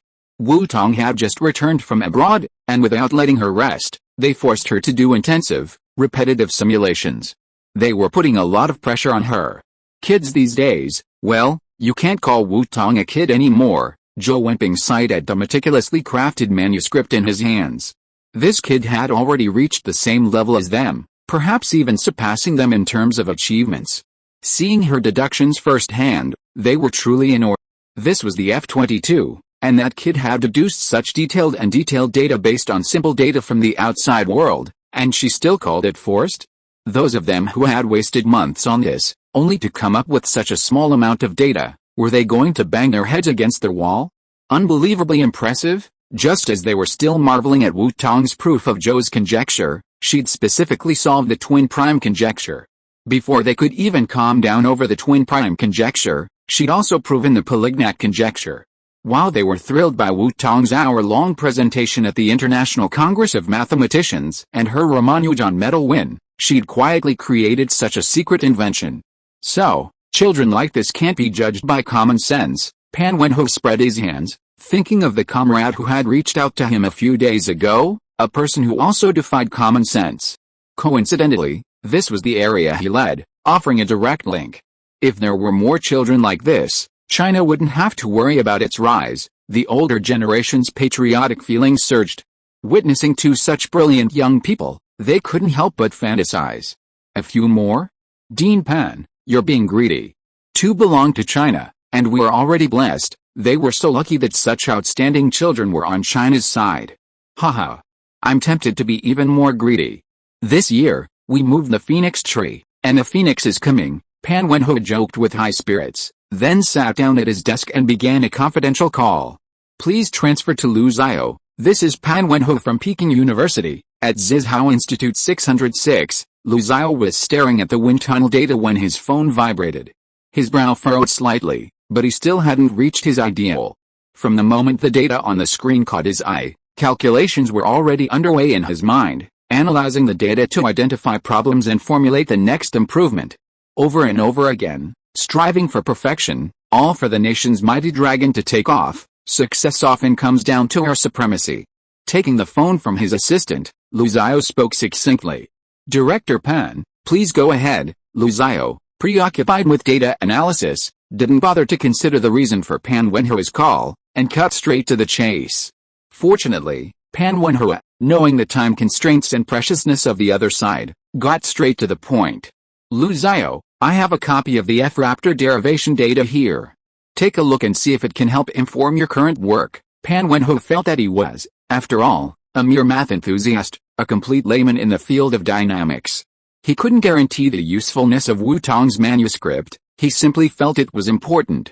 The person on the other end of the phone could best determine its specific value. I'll fax it to you. After a brief exchange, Pan Wenho received the fax code, hung up, and began scanning. Immediately after completing the fax, he made another call. Professor Cheng, this is Pan Wenho, from the New Materials Laboratory. This is the child's first lab, so please keep an eye on him. He knew that since the semester was starting those 2 days, Professor Cheng would be in the School of Materials Science. Professor Pan, are you being too arrogant? He assigned him, an academician, to supervise a youngster, considering his age, who had some impressive mathematical achievements but was a complete novice in materials science. He considered it a sign of respect for him to assign a student to tutor. "I'll treat you to a nice drink later." Pan Wenho was being humbled for once. It wasn't shameful to ask for help for a student like that. "Okay, arrange for someone to bring the kid over to see me." Old Pan bowed his head for once, and Cheng didn't take it personally, simply nodding his agreement. At 8:30 a.m., Wu Tong received a call from Pan Wenho, who had arranged an appointment for her with academician Cheng from the School of Materials Science and Engineering. Teacher Li would take her to the School of Materials Engineering to see Professor Cheng at 9 o'clock. Old man Cheng isn't a bad guy. He's very dedicated to teaching his students, and several of them have become great talents. He has a long list of Changjiang scholars and outstanding young scholars, and his top student was elected an academician 2 years ago. He just has a bad temper and a bad mouth. Wu Tong, be prepared. Be patient. If anything goes wrong, tell me and I'll confront old man Cheng. Pan Wenho carefully instructed Wu Tong before hanging up the phone. Chapter 112, Growing Old. Wu Tong, after all, was a student, so she felt somewhat disadvantaged when dealing with old man Cheng. If old man Cheng went too far, he would come to Wu Tong's defense. Even old man Cheng, academician Cheng, their school of mathematics treasure, couldn't be easily bullied. Academician Cheng Huanan, a leading figure in our country's materials field, has participated in or led projects for our country's special steels and many other outstanding materials. He's been involved in and led the materials research and development for major projects like the J8, J10, and H6. He's usually on various project teams, rarely at school. You've just happened to be there at the beginning of the semester, and academician Cheng is in school. On the way, Li Yishan briefly briefed Wu Tong on academician Cheng Huanan's resume. "What a talent," was Wu Tong's reaction after hearing it all. Compared to these true masters, she was just a fledgling. They met the white-haired elder in front of the materials laboratory, a man who had endured the country's most difficult times. The old man, dressed in a white lab coat, looked energetic despite his age. He was tall and sturdy, a typical northerner, with a dark, slightly stern and intimidating complexion. To scrutinize the data for an experiment, he arrived at the lab early and personally monitored it, ensuring its accuracy. Wu Tong admired his diligence. "Mr. Cheng, long time no see." "This is Wu Tong," Li Yishan greeted Mr. Cheng respectfully. "Mr. Cheng, hello." Wu Tong greeted him sincerely, as a student. "No need for all this fluff, Wu Tong, right? No matter how proud you are of your position in the School of Mathematics, this is the School of Materials Science. Before you enter my lab, I have something to say. First, comply with all lab safety regulations. You must memorize and apply them to your daily life on the wall in the lobby. Second, the instruments in this lab were purchased at a significant cost to the state and must not be damaged. This is especially true of the directional die casting machine you might be using. There's only one in the entire University of Peking, and if it breaks, we won't even be able to find replacement parts. All operations must be performed under my instructions or with my supervision. Materials science often involves toxic molecular materials or instruments that can pose significant risks if mishandled. While everyone begins as a rookie and grows through experience, this newcomer before him is already an internationally renowned mathematician, a rising star, and the School of Mathematics is holding him in high esteem. Unavoidably, he had to emphasize this. If the other party thought he was being embarrassed, then let him play the bad guy. Embrace the embarrassment. He was responsible for both of their safety. He feared a national talent being hurt in his lab would be a disservice to the nation. "Okay, Professor Cheng, I've just reviewed the safety regulations and written them down. You can check them." Arriving at the lab entrance, Wu Tong's first glance was at the safety precautions posted on the door. While waiting for Professor Cheng to come out, he memorized them. A test, then a test. Third and fourth, samples must be properly handled before experimentation. Fifth, flammable gas cylinders and combustion-supporting gas cylinders must not be mixed. Cylinders of all kinds must not be placed near heat sources. Photographic memory. Seeing Wu Tong speak without hesitation, Professor Cheng raised an eyebrow.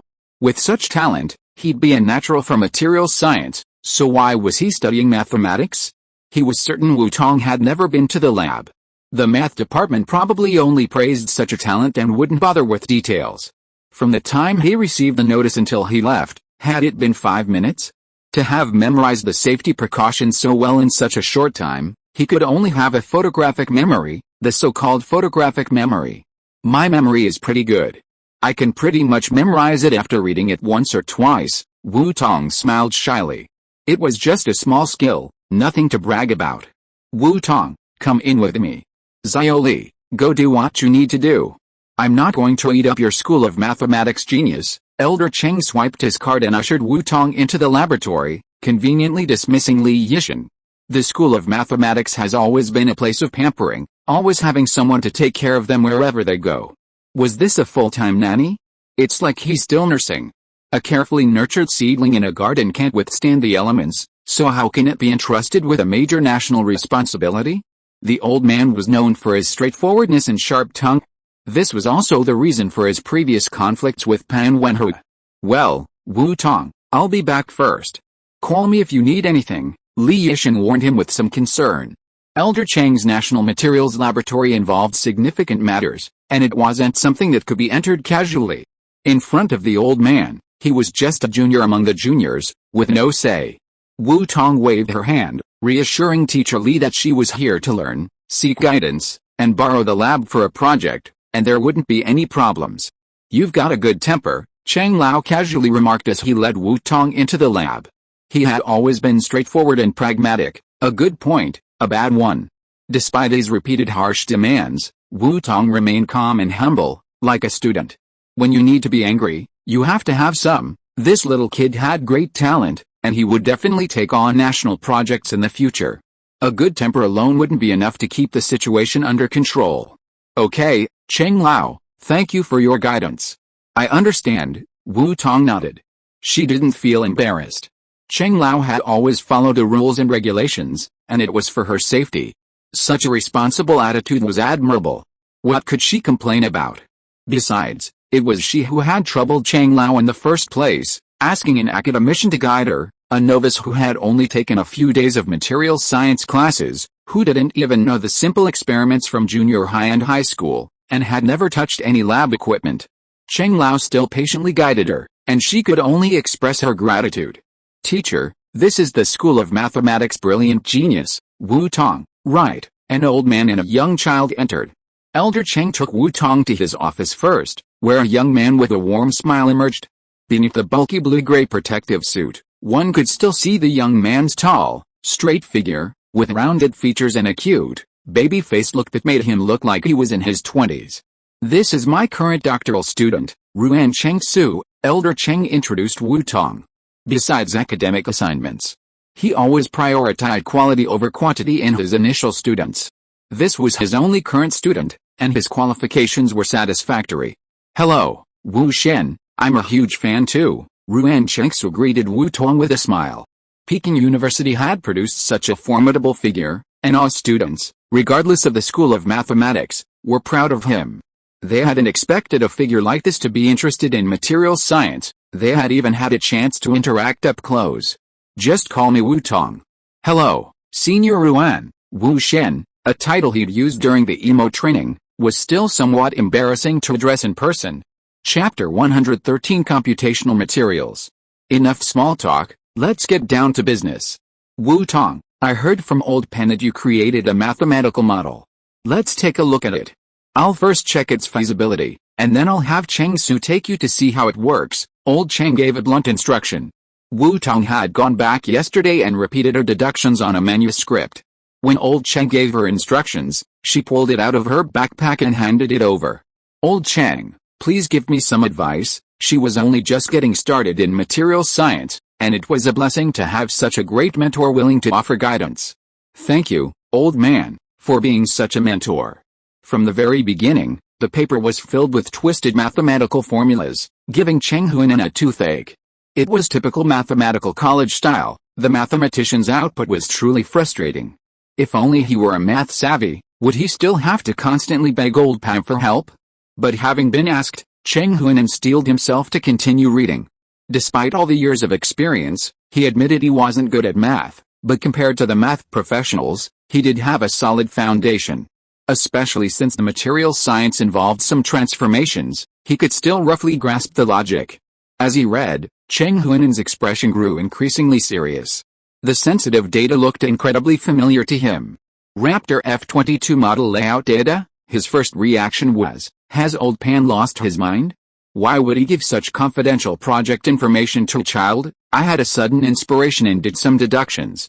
I figured out some key data, and the dean has already made me sign a confidentiality agreement. Wu Tong was scratching her head. When she was doing her deductions, she hadn't anticipated the confidentiality regulations. A sudden inspiration to deduce someone else's secret data? This shocked both Cheng Huinan and his student. Cheng Huinan was the most impressed. How could he not know that the Raptor data could be so easily deduced? 2 years ago, Old Pan assisted Zifai's Chen Xiagang in deducing the Poincaré airway over 4 months. The excitement of the two old men was still vivid in his mind. Compared to Wu Tong's effortless creation, those two smug old men must have hid a wall. No wonder the cunning old man Pan Wenho was so willing to invest and bow to him. With such a treasure, he must have devoted all his energy to protecting it. Perhaps there is some room for improvement. I should thank old Pan for handing him such a talented person. Cheng Su and the others are still in need of a junior sister, and he still needs a close disciple. Cheng Huinan flipped through the pages with even greater attention. He came across the derivation of the material at the back. Although a little rudimentary, the logic was novel and sound. Could it be a promising direction? A self-taught child who had only audited a few material science classes could come up with such a design. Coupled with this child's top-notch math skills and photographic memory, this talent, this close disciple, he was definitely going to get. A rare smile flickered across his eyes as Cheng Huinan instructed more naturally, Cheng Su, teach Wu Tong some basics. Take him to familiarize himself with the instruments, and then do a computational simulation. A foundation must be laid from the ground up, and he was ready to start now. Even though he was already preparing to compete with the School of Mathematics for talent. Wu Tong, come over here. Look, this is our scanning electron microscope, a Thermo Fisher 1050. This is a Leica modellographic microscope, and this is our tensile machine. This room houses the reactor, and this is the computational simulation studio. Computational materials science is a new field in recent years. In current materials research, it's used as an auxiliary tool. Experimental data is used to build mathematical models, which are then simulated by computers. Through repeated simulations, the mathematical models are refined.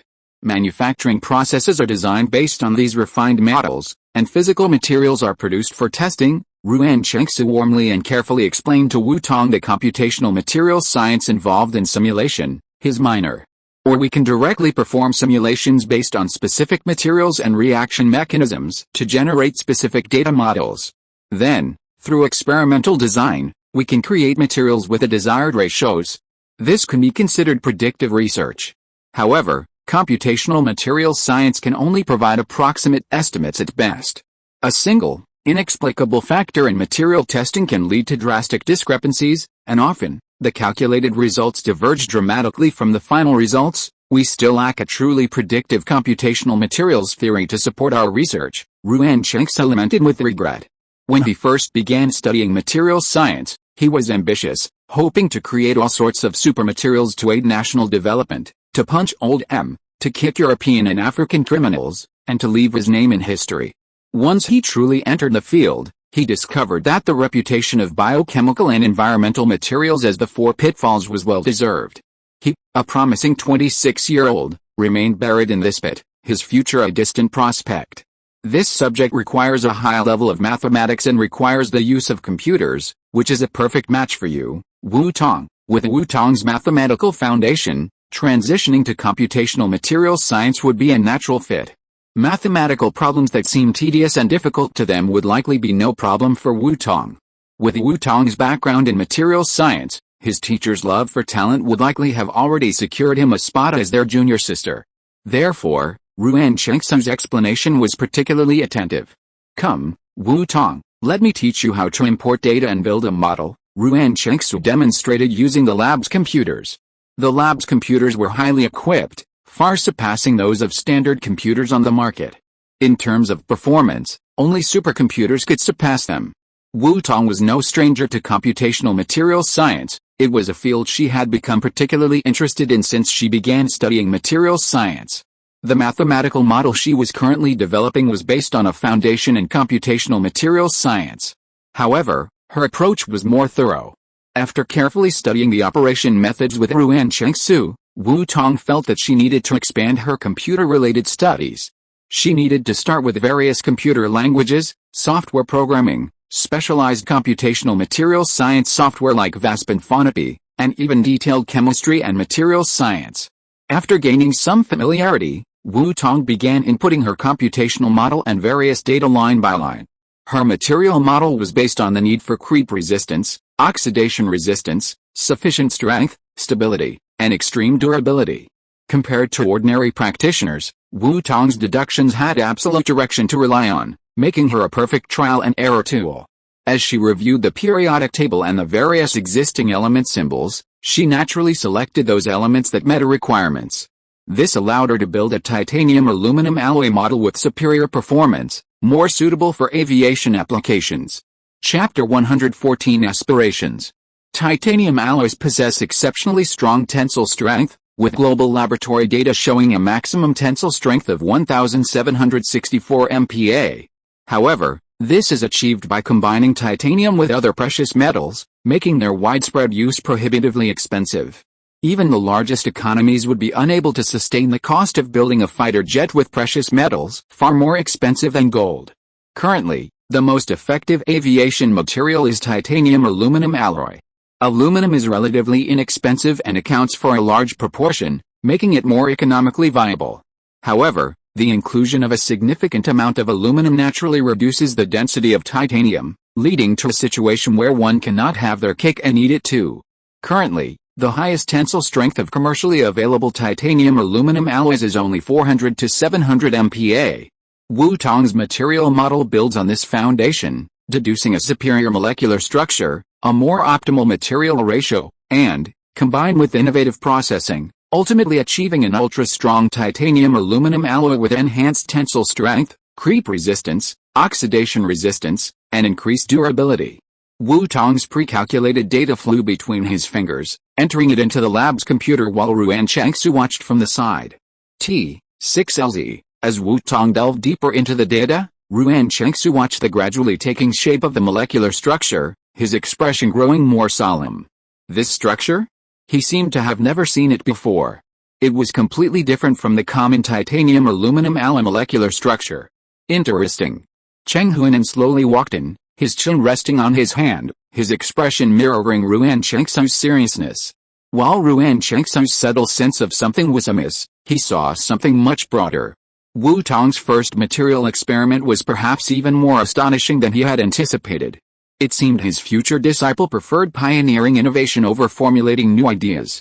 After Wu Tong finished entering the last piece of data, Cheng Huinan reached out and pressed the confirm button, confirming the theoretical properties of the material. Soon, the software began processing the data, calculating the macroscopic theoretical mechanical properties of the target material based on a molecular dynamics perspective. The lab's computers were quite powerful, and soon the screen displayed the theoretical test results 1270 MPa. Ruan Chengsu's eyes widened in surprise, staring at the theoretical tensile resistance data displayed on the screen in disbelief. Was he dazzled, or was the system malfunctioning?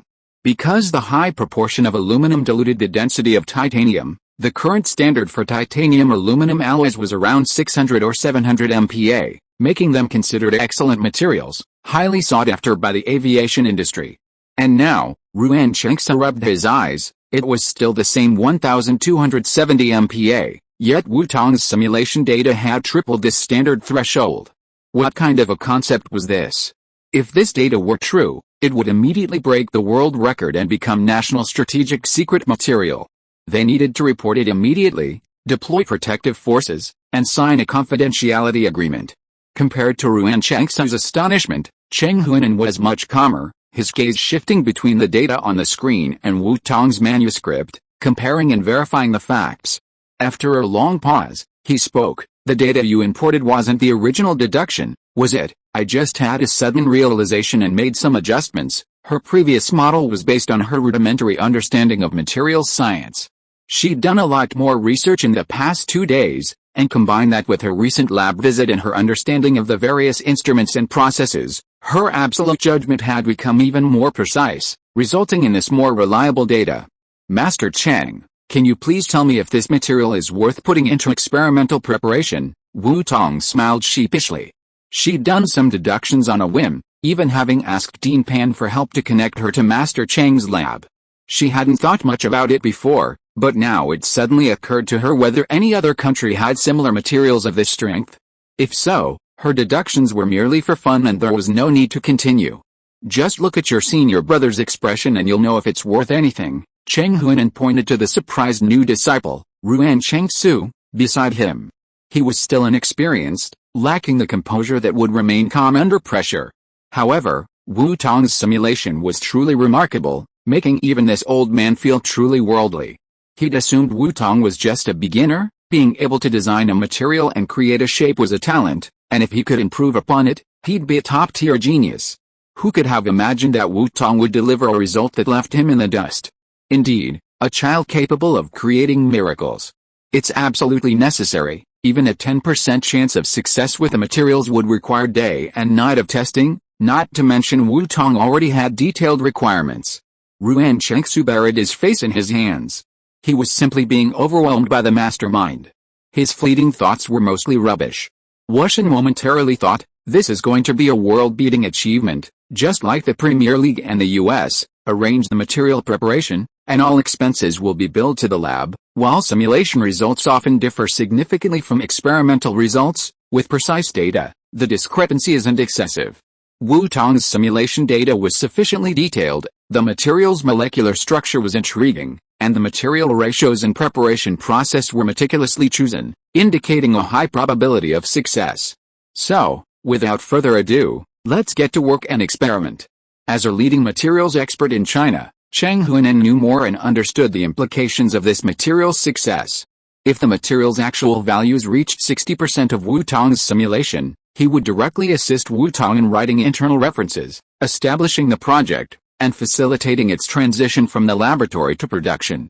60% of 1270 MPa was already over 760 MPa, surpassing nearly all existing titanium-aluminum alloys, making it a promising new and superior aviation material. If the experimental results were even better, it could definitely be used in the blades of the current generation of turbofan engines, allowing the highly anticipated J-20 to take off with exceptional performance. He was currently involved in research on the blade materials for the WS-15 and was still exploring potential optimization solutions. He had the data in his head, and by comparison, Wu Tong's current simulation data clearly outperformed them. Cheng Huinan laughed. If he remembered correctly, this kid's original material model design was for fighter jet fuselage materials. The leap from fuselage materials to core fan blades would be enough to make most materials scientists blush. If their country's fuselage materials were all configured according to this ratio, would they still be worried about that beyond visual range Raptor across the sea? He hoped more than anyone that this material simulation would become a real thing. Cheng Huinan's heart seemed to return to the anticipation and excitement of his first successful material preparation in his youth. 2 more chapters to come. I just got home from an out-of-town trip today, so I'll keep updating. Chapter 115. At Cheng Huinan's command, the entire National Materials Laboratory sprang into action. Titanium powder, standard aluminum powder, carbon black, graphite flakes, polymers, all sorts of materials were laid out on the lab benches. Ball mills, reactors, every instrument was powered on, and preparations were complete. Wu Tong, you take the lead, and I'll assist with communication. Cheng Huinan unhesitatingly handed over control of the experiment to Wu Tong. To ensure the best performance of the rest of the lab, Cheng Huinan simply stepped down and took a supporting role. The tradition of their older generation had always been that the capable were promoted, and the incompetent were demoted. Amateurs weren't supposed to command the experts, everything was focused on results. Pretentious pretense of status and prestige were nonsense. Thank you, Mr. Cheng. Mr. Cheng had already provided her with a platform, and how could she possibly let down such dedication? She could only repay the old man's heartfelt kindness by dedicating her entire effort to transforming her model into truly exceptional material. Wu Tong didn't flinch. He stepped forward, stood firmly, and began his first order. Senior Ruan, please prepare 3 parts of the materials for me, pure titanium powder and commercial 7017 aluminum powder in a ratio of 3:7. Add polyethylene resin, ensuring a uniform mixture. Keep the polyethylene resin at 3.5%. Senior Lu, please prepare. Wu Tong glanced at the name tag of the other woman and addressed her. She personally prepared the suspension. Following Wu Tong's step-by-step instructions, after undergoing the high-temperature sintering of the reactor, protected with a special mixture, micro-arc oxidation treatment to form an ultra-nanoporous structure, and nitrogen-filled pressure molding, a silver gray blank with a shimmering metallic luster appeared before everyone's eyes. Wow! Wow! Was the exclamation in everyone's hearts. Everyone present and participating in the experiment was thrilled. The material had actually taken shape. This god had designed a material model for the first time, and it had taken shape directly. Thinking back on how many times they'd been reduced to nothing but slag and ash, they couldn't help but sigh once again. As expected, gods are not like mortals. This god, renowned for her stellar mathematical career, had suddenly ventured into the material science field, and was even performing her own miracles. For those of them who had worked so hard and shrewdly to gain admission into the laboratory of a leading academician, this was already considered a success in the eyes of most students. However, they knew that there was still a huge gap between them and true genius, and reality was now providing the perfect contrast. After the final beta annealing step, the experimental material was officially complete. Cheng Huinen's eyes were blazing, and he immediately ordered, "Test on the stretcher." In the testing lab, Ruan Chengsu personally secured the material in place in the stretcher, and Cheng Huinen personally started the stretcher, increasing the pressure.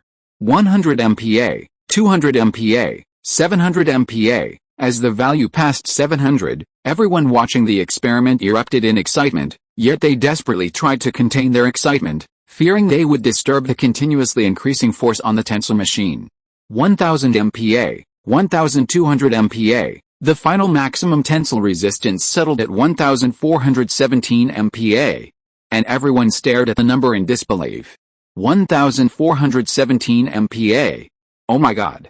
A titanium aluminum alloy with such high tensile resistance, not just a precious titanium alloy. I've witnessed a miracle. A miracle has occurred. These words spoke to everyone's heart. Wu Tong smiled at the final value. Thankfully, her all-out effort had lived up to her expectations, achieving the simulation's expected results and even slightly exceeding them. How could it be so much higher than the best simulation result? An increase of nearly 200 MPa was a truly remarkable increase. In their usual experiments, even a mere 200 MPa difference from the simulation would bring them to tears of joy. Now, the actual test results were not only on par with the simulations, but even surpassed them by such a significant amount. It was practically akin to mad admiration. My god, from now on, you are my only god, Lu Qingqing cried out excitedly. Initially, she'd only help out on this mission at Cheng Lao's behest. She'd assumed her humble background meant her diligence and prudence were her only strengths. She'd set a daily rule for herself, no gossip, no matter what others said, she'd always fulfill her duties and not be expelled from the lab. Fortunately, Cheng Lao was a man of integrity and unyielding integrity, and the supposed intrigue in his lab wasn't as fraught as many had imagined. But today, Wu Tong had demonstrated it herself. What mattered if she came from an ordinary county? As long as she was exceptional, everyone would look up to her.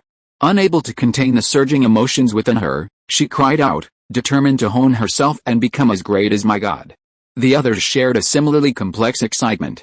Originally, they thought this was just Professor Cheng showing respect to the top figures in the School of Mathematics, and also to Wu Tong, a rising star in the department. However, who could have imagined that the final result would be so stunning that it nearly took their eyes off? When the results came out, cheers and joy filled the entire testing lab. They were incredibly proud to have witnessed the birth of such a world-class record-breaking material, and even to have participated in it. They decided not to wash their hands today, letting the glory and good fortune on their hands linger a little longer. Tomorrow, they would work on their own projects, hoping to achieve similar success. Thank you, everyone. This is the result of our collaborative efforts. Wu Tong smiled softly and nodded, expressing her gratitude.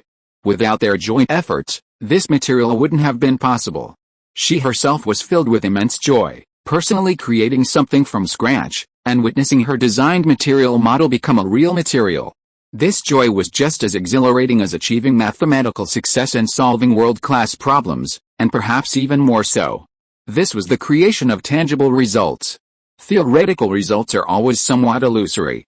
Applied science that produces practical results and delivers real-world value can bring grounded excitement and profound practical impact. Even more delightful was the verification of absolute direction and absolute deduction capabilities.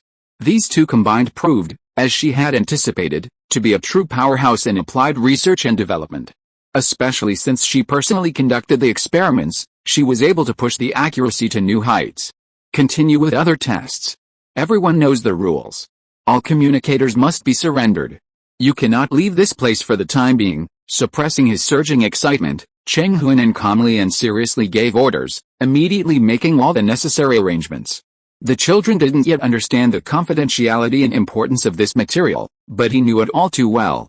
Capitalism's determination to destroy them was unwavering, and they had paid a painful price in blood.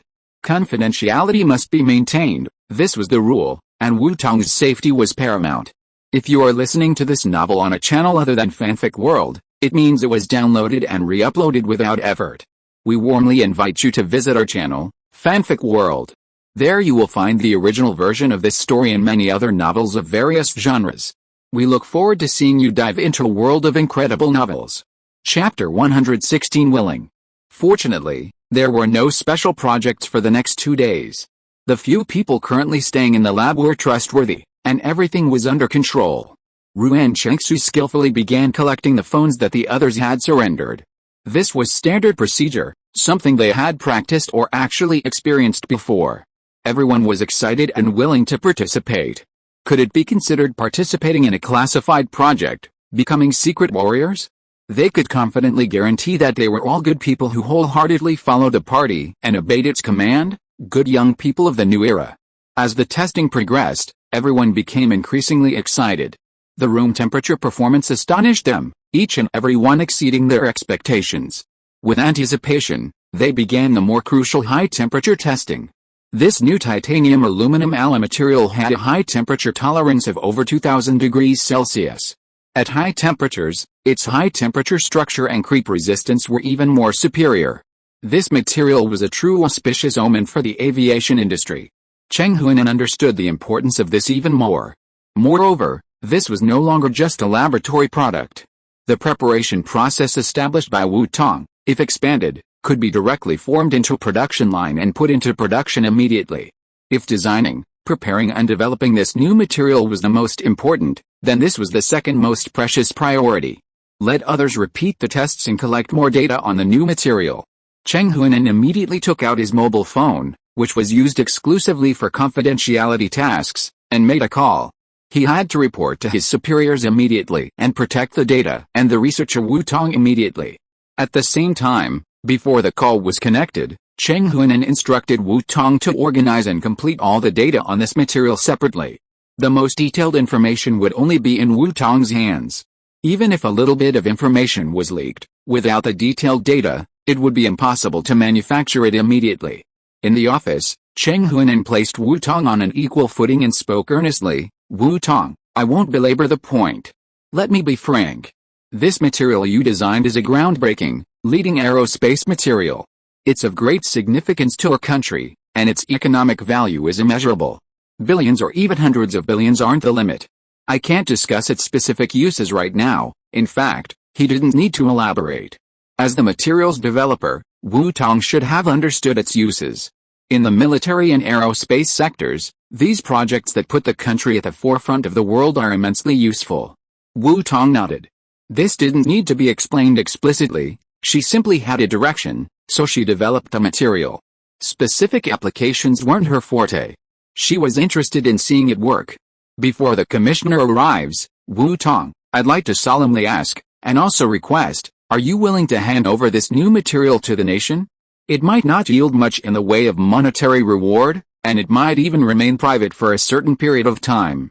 There's no way I can even talk about the reputation it brings or the real-world benefits it could bring you. Of course, I'll do my best to secure compensation for you, from data derivation to material model design, material proportioning, process matching, and even the meticulous R&D and preparation process for direct production. All of this new material was developed by Wu Tong alone. The owner of this new titanium aluminum alloy is undoubtedly Wu Tong. He would be the first to disagree with anyone who dared to steal Wu Tong's achievements. This point was true, regardless of Wu Tong's willingness to hand it over.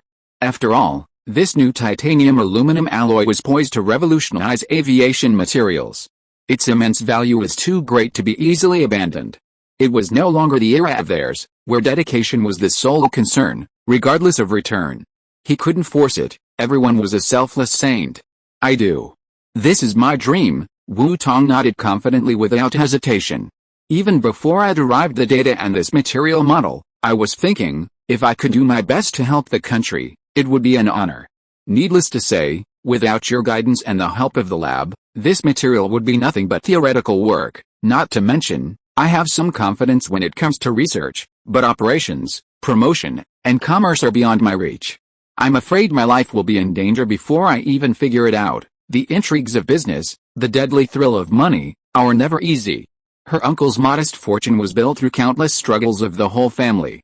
Don't worry about that, Wu Tong. Your safety is guaranteed by the country. Your talent and achievements are precious treasures of the country, Cheng Huinan reassured Wu Tong firmly. Then, he stood up and bowed solemnly to Wu Tong. On behalf of the organization, thank you, Wu Tong, for your contribution, Master Cheng. You're embarrassing me, Wu Tong, quick-witted, lifted the old man up. I really can't bear this. Compared to you, the veterans who have dedicated your lives to this country, my work is nothing, Master Cheng. You're taking our jobs? A clear voice led the group in, led by Ruan Chengsu, who was on guard outside. Seeing the leader, Wu Tong raised his eyebrows in surprise. Who is this? Hello, Wu Tong, nice to see you again, Lu Xiao nodded gently in greeting. Time flashed back to yesterday. It was 11 o'clock in the evening at the headquarters office of the Zizhao 606 Research Institute. After a busy data analysis and collation seminar, Lu Xiao returned and once again conducted multiple data comparisons. As he blinked, data flashed through his mind at an alarming rate. If he had a special skill to display data information, Lu Xiao would have been overwhelmed by the huge data flow by now. For a long time, there was no new direction for his inspiration. Lu Xiao relaxed, leaning back, rubbing his brows to soothe his tense nerves. As he closed his eyes for a moment, he remembered the information Dean Pan had sent him. He immediately sought it out, intent on studying it carefully. He wasn't being perfunctory, after all, information Dean Pan had sent must be extraordinary. It was just that he was too busy during the day, with too much data to analyze and too many decisions to make, to delve into it immediately. With seriousness and anticipation, Lu Xiao opened the encrypted information Pan Wenhu had sent him. The massive mathematical model, upon inspection, ignited a mathematical storm, a baptism of logical beauty. Most importantly, it offered some insight into the direction he was currently revising. At the end, he saw Pan Wenhu's note. The model was developed by Wu Tong of Peking University, the provers of the Zhou conjecture, the twin prime conjecture, and the Polignac conjecture. This made him raise an eyebrow in understanding. This was the wonder of serendipity. Chapter 117. During the Lantern Festival, he had offered Wu Tong some casual advice, and Wu Tong had even thanked him in the news. Now, in the realm of cause and effect, he had gained a vague inspiration from Wu Tong's mathematical logic, a truly remarkable serendipity. He wanted to gain a deeper understanding of this logic, and needed to communicate with Wu Tong, the builder of the mathematical model, in person to more quickly refine his ideas and express his gratitude in person. Therefore, after Lu Xiao explained the temporary arrangements for his work, he immediately arranged his trip. He hadn't expected to receive such momentous news upon landing. The materials laboratory led by Professor Cheng at Peking University had developed a groundbreaking aerospace material with a tensile strength of 1,417 MPa and heat resistance exceeding 2,000 degrees Celsius, with even better performance under high-temperature conditions.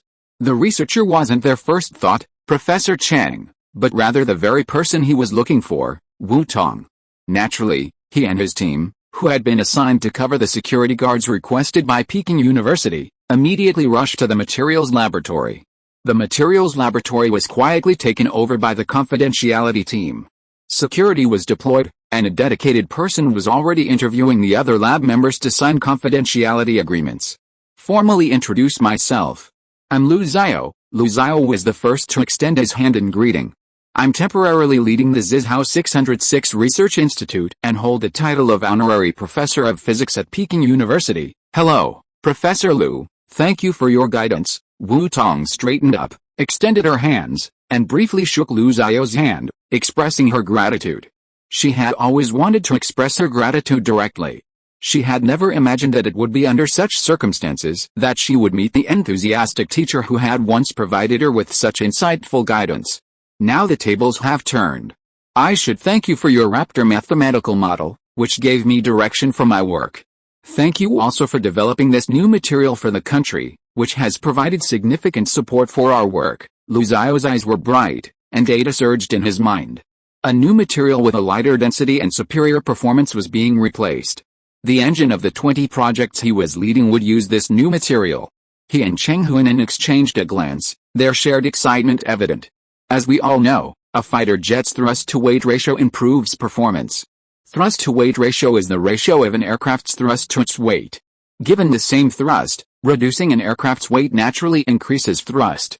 Furthermore, by switching to superior new materials, turbine inlet temperatures can be raised, significantly boosting engine performance and naturally increasing thrust accordingly. With the aircraft's weight reduced, thrust increases year on year, creating a remarkable 1 + 1 = n effect. The thrust-to-weight ratio is poised to break records. On the way here, Yang, the WS-15's chief designer, had reviewed the material data and contacted him by phone. He excitedly declared that with this new material, the aircraft would be even more powerful, surpassing the F-119 without a doubt. If he could develop an even lighter and more durable airframe material based on this new material, he would be confident in building the world's best fighter jet for his country. Mr. Liu, you and Wu Tong have a history.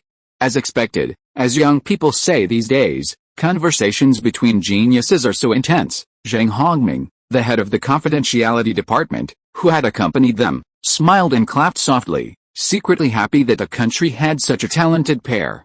In this job, real-time information was essential.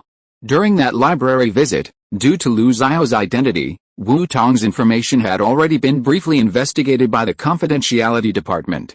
They had confirmed that Wu Tong had been specially recruited by Peking University due to his outstanding performance as the CMO, and had arrived early to study. His admission was a well-defined path, and there was no intentional or accidental reason for his being shelved. These casual acquaintances had discussed the unimaginable topic of the twin prime conjecture. After they had confirmed this information, Wu Tong's meteoric rise in the mathematical world over the past 6 months had become a dazzling spectacle among their ranks. Looking back now, it was actually their first discovery, the first encounter between the nation's top talents. Classmate Wu Tong, nice to meet you. I'm Zhang Hongming, head of the confidentiality department. We'll probably get to know each other soon. I thought you were already incredibly talented in mathematics, and I'm thrilled that our country has such a top mathematician. I've always wanted to meet you in person, and I figured we'd eventually interact if you were ever lucky enough to be involved in a confidentiality project. Zhang Hongming smiled as he introduced himself to Wu Tong. I didn't expect you to make such a splash by entering materials science. This gives us a chance to meet, and we'll definitely interact in the future. They had all reviewed Wu Tong's information. He was a righteous comrade with a clean background, free of any issues. A comrade with issues wouldn't have created such exceptional materials to support China. Back then, when Lu Xiao suddenly rose to prominence, his department was caught off guard by the rapid success of various R&D projects, nearly throwing them into tailspin. Fortunately, Lu Xiao, practically raised under their elders' watch, was deeply influenced by his family's legacy, and his vigilance for confidentiality rivaled that of their professional security officers, preventing any accidental leaks. Now, facing a unique talent like Wu Tong, their experienced internal staff had already sounded the alarm in advance, ready to provide confidentiality support at all times. Hello, Director Zhang. Wu Tong and Zhang Hongming extended their hands simultaneously, shaking hands. Thank you for your help. Please take a seat here. Cheng Huinan gestured to the meeting area nearby. His office had a simple meeting area for occasional discussions with international students or on-site group meetings. Ruan Chengsu took the lead, quickly gathering the slightly messy documents on his desk and temporarily placing them on Cheng Huinan's desk. He then self-consciously exited the office. At the door, 4 sharp-eyed plainclothes guards patrolled the area in all directions, ensuring no one was watching and preventing any emergencies. Let me briefly explain the confidentiality regulations to Wu Tong. Zhang Hongming cut to the chase without further ado. Time was of the essence.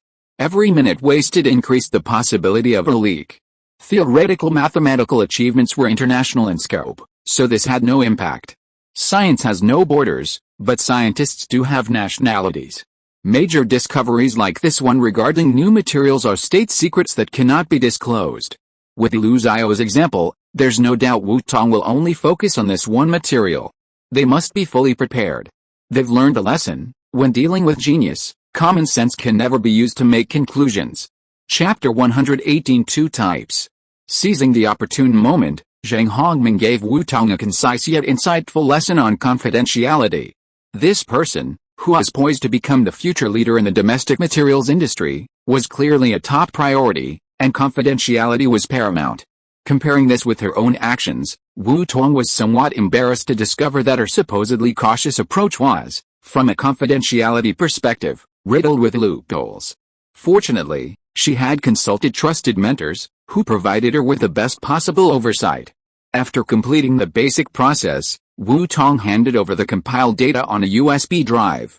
This is all the preparation and data for the T4 alloy.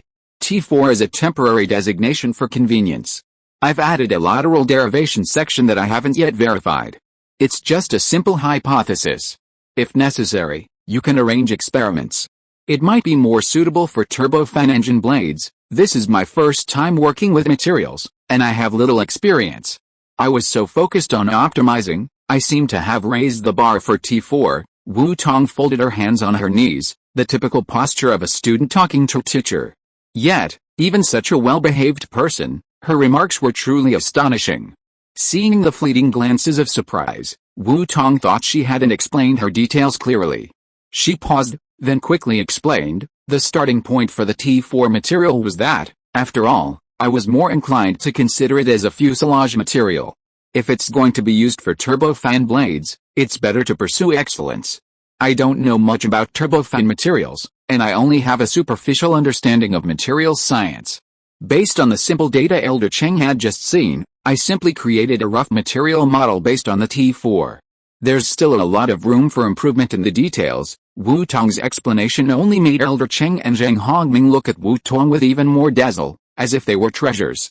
They say that when genius strikes, inspiration is breathtaking, and now, this statement was being demonstrated before their eyes once again.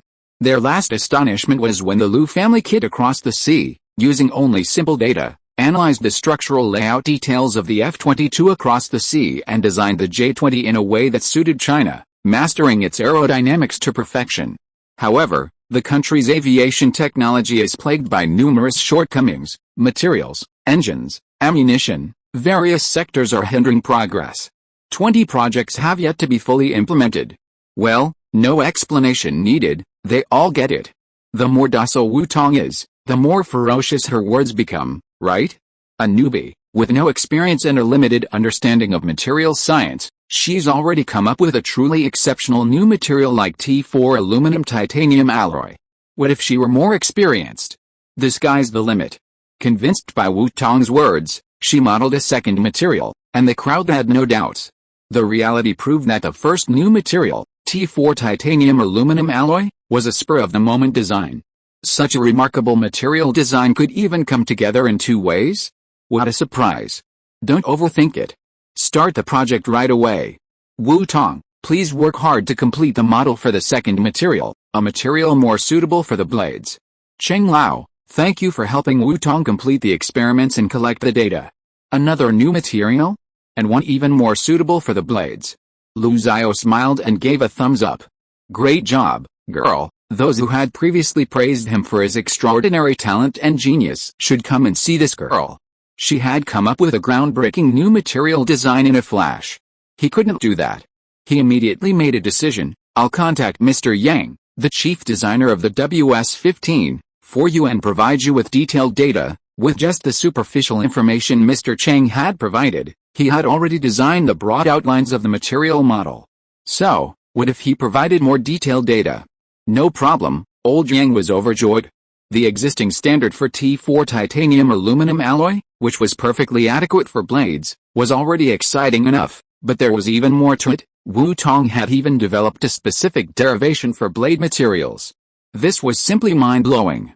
Not to mention others, even I'm so excited I don't know how to express it, Cheng Huinan recalled with emotion. Before, researching a new material would require working day and night, spending millions or even hundreds of millions, and even hundreds of millions. Many comrades would even worry themselves to death without ever securing success. Now, with just a single thought from Wu Tong, a new material was born. They really should thank Wu Tong for saving the country a huge amount of money and bringing such a significant achievement to the country. Does being good at math really have such a big impact? Cheng Huinan wondered if he should retake his math foundation. His students also needed to strengthen their math foundation. He lived and learned, and as long as it was helpful for research, he didn't mind starting math from scratch. No matter how difficult it was, he would face it head-on. However, this was ultimately just a fleeting fantasy of his. Being good at math would certainly help advances in materials science, but if being good at math really meant being able to master materials science like this, the guys at Peking University's School of Mathematics would have been so impressed. There was no shortage of top mathematicians in the world, and they were all treated with respect, not to mention the freedom of speech and communication about mathematical progress. The most fundamental thing was Wu Tong's brain.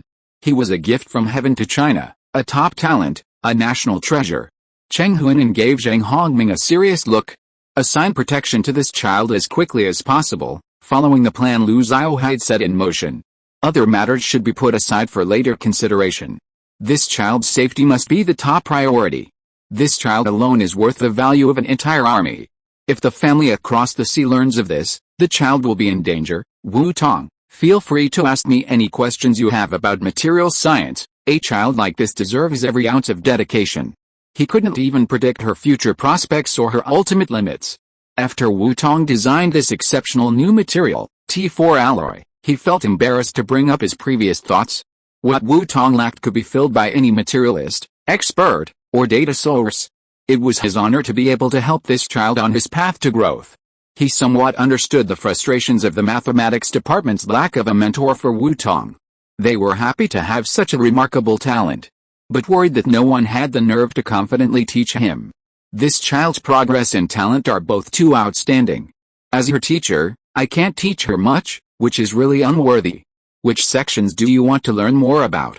I'll help you contact them. Thank you for your trouble, teacher. Thank you for not thinking I'm dull.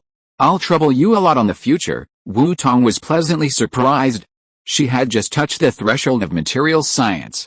It was wonderful that an expert in materials science like Master Cheng was willing to teach and guide her, a student who had just touched the edge of materials science.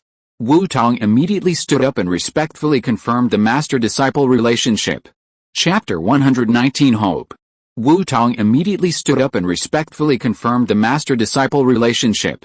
Congratulations, Master Cheng, on having a wonderful disciple. Congratulations, Wu Tong, on meeting a renowned teacher. Lu Xiao and Zhang Hongming smiled and applauded.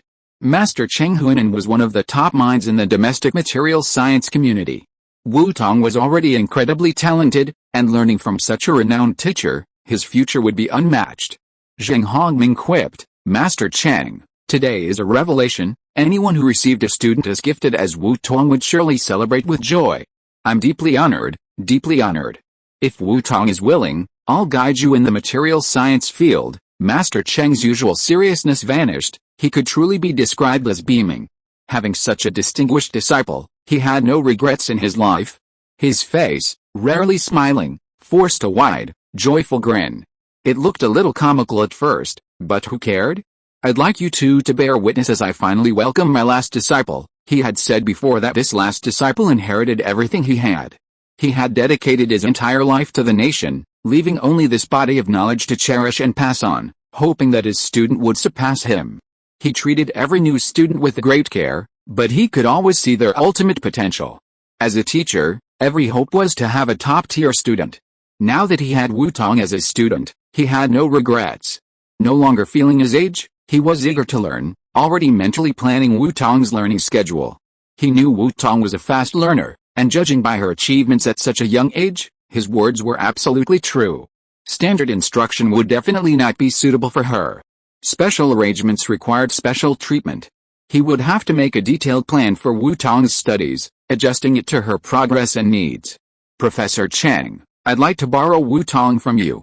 I have some questions about the F-22 mathematical model that I need to discuss with him, Lu Xiao and Cheng Huinan reported. Wu Tong, now a legitimate instructor, was far more than a reluctant and distant honorary professor, could offer. Ask. You can talk here. I'll go check out the replicated data in the lab and have Cheng Su sorted out and imported over later. Cheng Huinan waved his hand and walked out, clearing a quiet space. Some of the questions were likely confidential, so he consciously avoided them. Zheng Hongming followed closely behind Cheng. I'll also check on how everyone else's confidentiality agreements are going. Professor Lu, what are the specific issues? Let's discuss them together. After signing the various confidentiality agreements, Wu Tong learned of his current responsibilities and was genuinely surprised. The J-20, which would later bring so much excitement and pride to countless Chinese people, was actually developed under the leadership of this professor. Truly impressive. The J-20's rapid rise signifies that China now possesses a fourth-generation fighter jet of international standard, the power to reclaim air supremacy, and the confidence to have a stronger voice internationally. She deeply admires these researchers who drive national progress. They are the ones who quietly safeguard China's peace. Their willingness to remain anonymous, to remain silent, and to dedicate themselves passionately have made possible the prosperity of China she remembers. Just call me Lu Xiao. This nominal teacher puts me to shame. Lu Xiao opened his portable notebook, loaded the model he had developed last night, and turned it toward Wu Tong. Here, the aerodynamic uncertainty at high angles of attack, analyzed using a slender template, reveals three key characteristics of the aerodynamics and flow around an aircraft at transonic speeds and high angles of attack: the asymmetric detached vortex forebody at angles of attack above 30 degrees, the lateral aerodynamic forces that create a normal force, and the randomness of the leading vortex. I'm trying to find a unique compensation mechanism based on mathematical and dynamical logic, where the greater the angle of attack, the worse the randomness. The flow around at high angles of attack has always been a major concern for fighter aircraft, and arguably a cutting-edge topic today. He initially considered balancing this probability through some form of external design. Asymmetric or flattened canards were both options he considered. However, most of these designs failed to achieve the desired results. It wasn't until Wu Tong's deductive reasoning that he saw a new solution. Previously, domestic aviation companies either avoided this issue by not flying at high angles of attack, or compromised stability by widening the wing surface. But correspondingly, it will cause a series of problems. Any change in the fighter plane is always a major event that affects the entire system. Wu Tong stared at the data on the screen and pondered quietly. After a while, she had some ideas. She pulled the draft paper and pen aside and started to deduce on the draft paper. Dudj equals G plus Zytij, Tej equals Pij plus Ig equals Pij plus 2 Greek letter mu, Sig 23 Smij, plus Smij 3, Dudj equals G plus Zytij, Tej equals Pij plus Ig equals Pij plus. After a while, Wu Tong pushed the draft paper in front of Lu Xiao. The motion of conservation of momentum of viscous incompressible fluid, NS equations. At the first glance, Lu Xiao understood Wu Tong's principle. He studied dynamics and was engaged in fighter plane design. How could he be unfamiliar with fluid mechanics? Wu Tong nodded. Yes, my logic starts with the NS equations.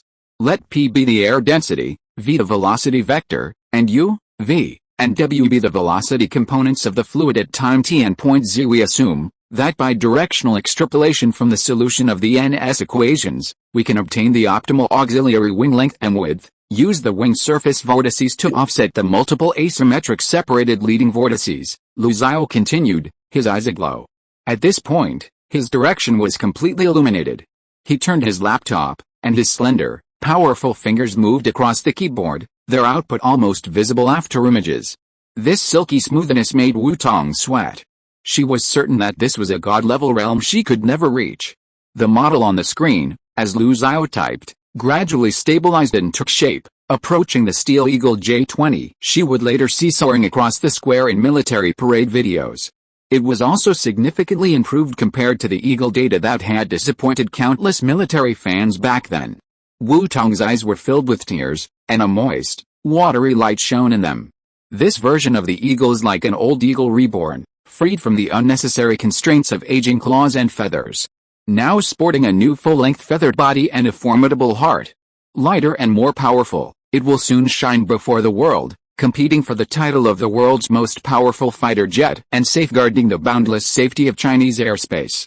She can contribute a little of her own strength to this journey, moving towards a better future. The surge of joy and excitement is uncontrollable. She wants to give it the best tribute, sighing regretfully, if the NS equations are proven and a general solution is found, our aircraft will be even more perfect. Right now, they can only achieve a quasi-perfect form based on their current conditions. I look forward to you creating this miracle. Lu Xiao tilted his head and offered encouragement. Wu Tong's achievements filled him with hope. If Wu Tong can prove the NS equations in his lifetime, he will design the world's best fighter jet to celebrate. All data and questions are purely fictitious, do not attempt to translate them into reality. I'm here to wish everyone happiness and thank you for your support. Chapter 120 Excavation. When they were busy and fulfilled, the passage of time was almost negligible to them, and they didn't even notice it. By the time the office discussion came to an end, it was already dark outside and the moon was high in the sky. Elsewhere in the laboratory, repeated tests on the new T4 material were carried out several times, and the performance data in each round showed almost the same stable and excellent results. Cheng Huanan, following Wu Tong's preparation process, re-prepared 2 new material samples and sent them to the testing laboratory again. The data of samples number 2 and number 3 and Wu Tong's number 1 sample on the assembly line showed little fluctuation, verifying that Wu Tong's preparation process was precise and rigorous, and could be put into repeatable production. The confirmation of each verification result made the testers almost dance with joy, cheering. Many testers were already shouting in their hearts, "Little Boss is awesome, Little Boss is domineering." They were considered the front-line trustworthy staff and would have good fortune in the future.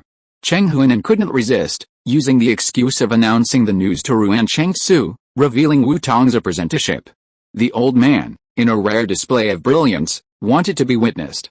In the scientific research community, it's customary to call project leaders bosses. With Wu Tong becoming Cheng Lao's closed apprentice, he became their little boss. Given their talent, a little boss could easily spark a project, with the core work to be theirs.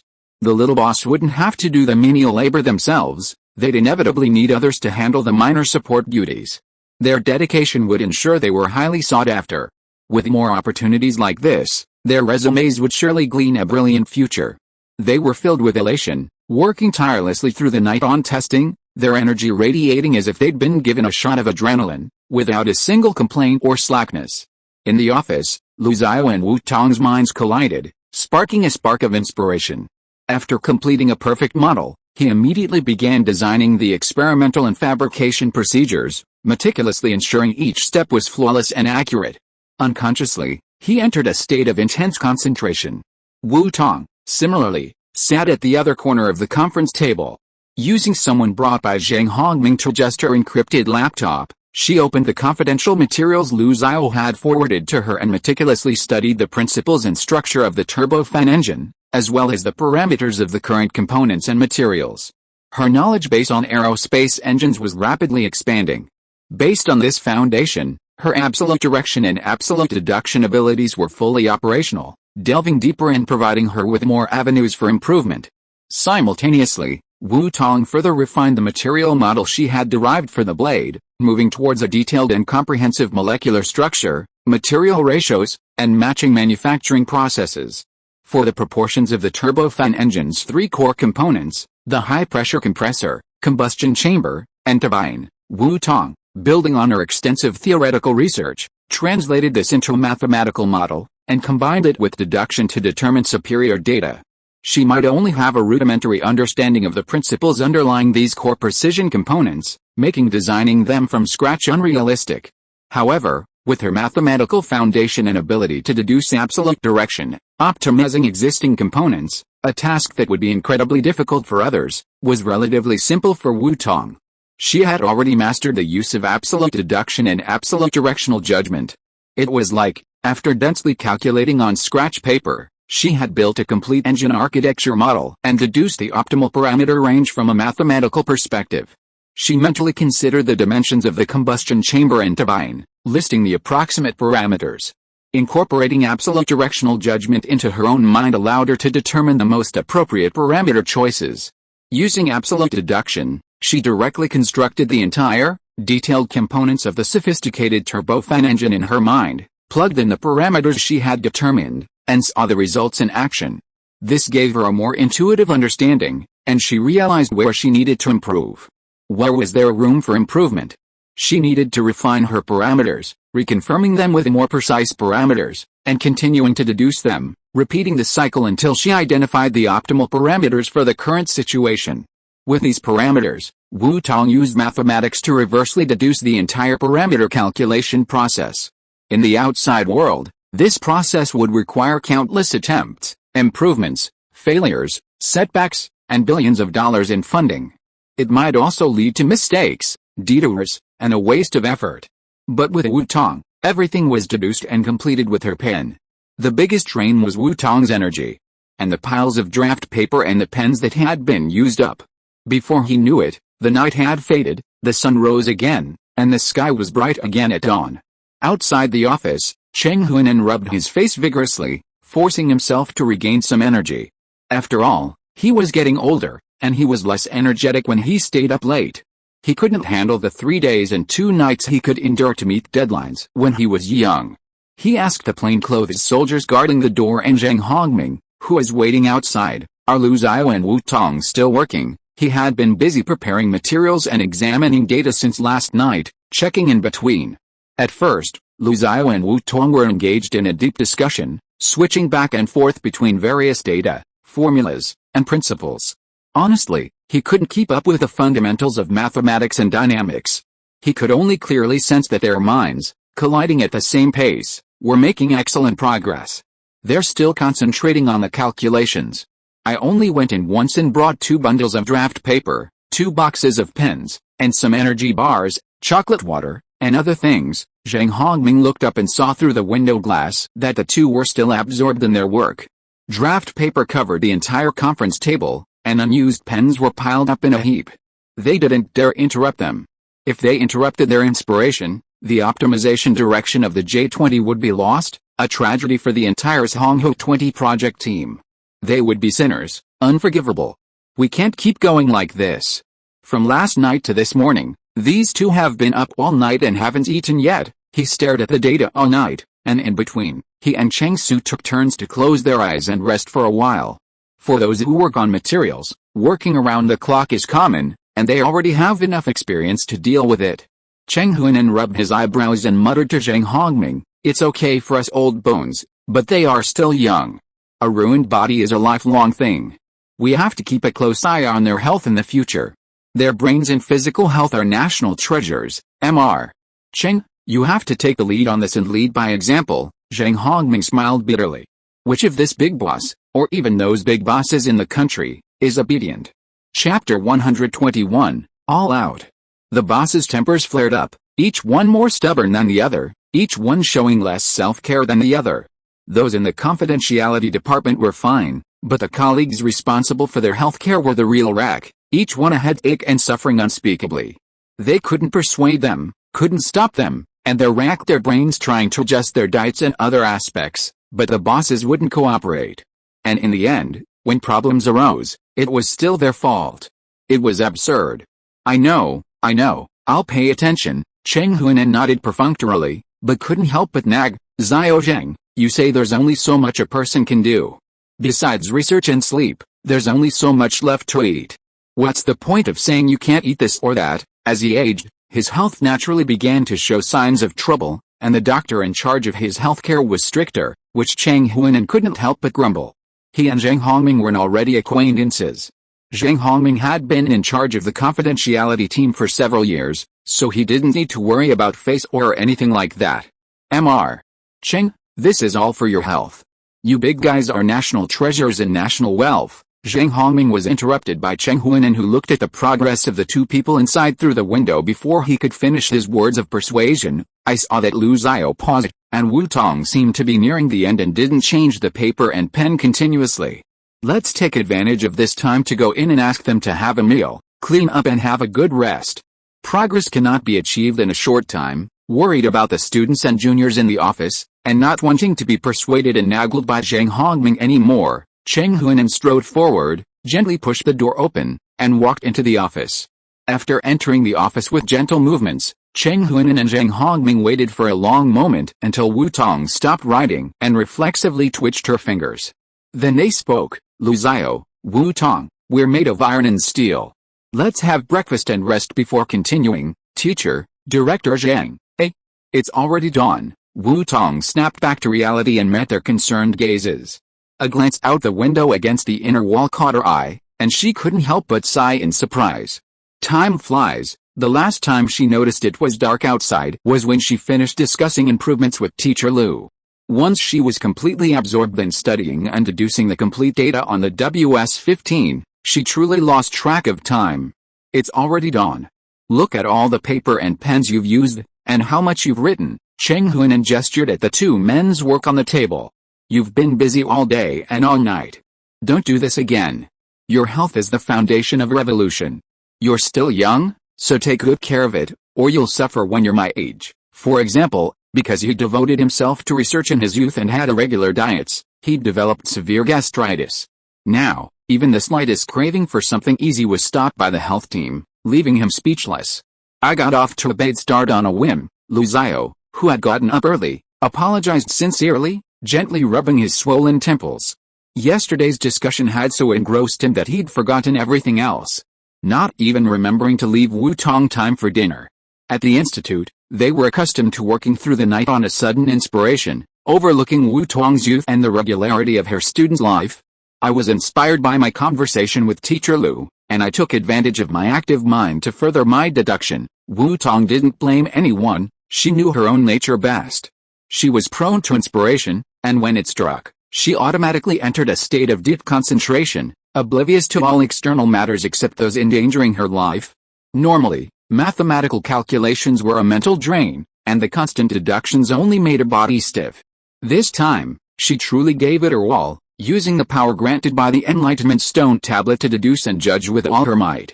The faint headache reminded her that she had truly reached a critical point. She shuffled the manuscripts on the desk and quickly sorted them out. Teacher, Professor Lu, this is what I mentioned earlier. The second type, based on blade considerations, supplements the details to derive the blade material data model and material ratios. I have also marked the required processes. Next is further experimental measurement. This section is based on the data of the WS-15, and I have converted the high-pressure engine, turbine, fuel chamber, from a mathematical perspective to derive improved parameters. If necessary, you can try these parameter values. I think there should be some surprises. I have also derived parameters for wide chord blades, three-dimensional viscous impellers, fan disc structures. Our afterburner, resin-based composite outer duct, ceramic-based composite nozzle adjustment vane, these data are still good.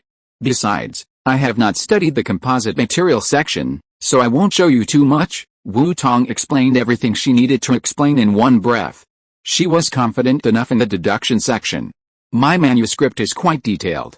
The calculation steps may skip a bit, but the parameters and values are clearly marked. It should be easy to read directly. If you need more detail, give me a little more time to compile it into a more detailed document. No, we'll just work through it slowly. Wu Tong, you rest first. We can move on to the second round of experimental preparation once you've rested. Cheng Huinan waved his hand. He only needed a quick glance at the manuscript on the derivation of leaf materials to sense Wu Tong's painstaking effort and thoroughness. How could he ask for more detail on such a clear manuscript that he'd practically chewed through to get it right? If this process didn't pan out, he could just step down and apologize. Why would he have the nerve to guide Wu Tong through the fundamentals of materials science? Thank you for your hard work, Wu Tong. Thank you for your help. We'll cherish and verify these manuscripts. Lu Xiao bowed gently, thanking Wu Tong on behalf of Project Team 20. This shouldn't have been her task, but Wu Tong didn't shirk it in the slightest. With nothing but passion, she dedicated herself selflessly throughout the night, which was very touching. Teacher Lu, you're too polite. It's all. Wu Tong hurried forward to stop Lu Xiao from bowing.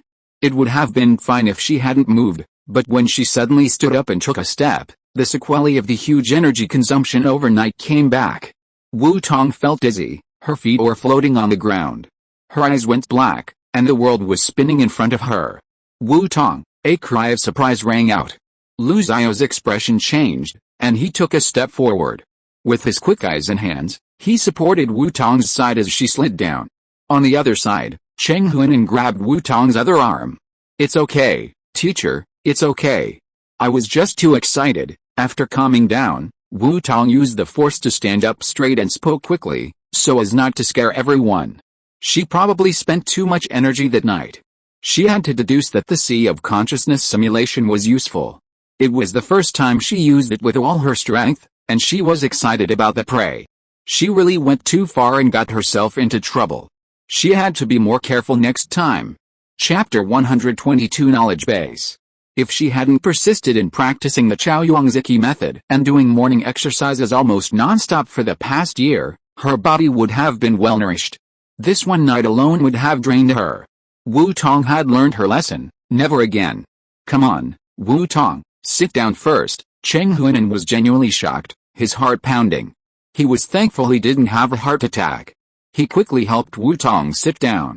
He had finally found and accepted this last disciple, and he absolutely mustn't let anything happen to him. He'd have to take one away, leaving this old man behind to bring more progress to national scientific research. "How are you feeling now? Let's go to the hospital.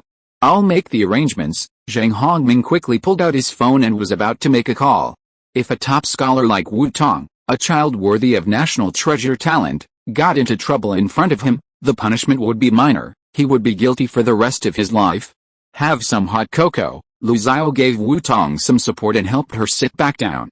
He glanced at the table and saw the cup of cocoa powder that Zhang Hongming had given him earlier.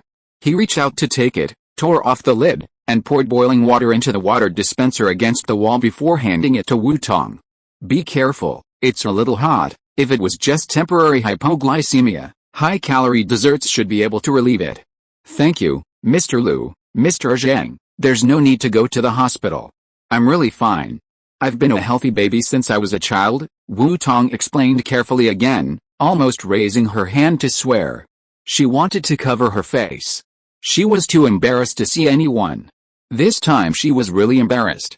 Don't let people think she was a weak person who would fall down at the slightest touch.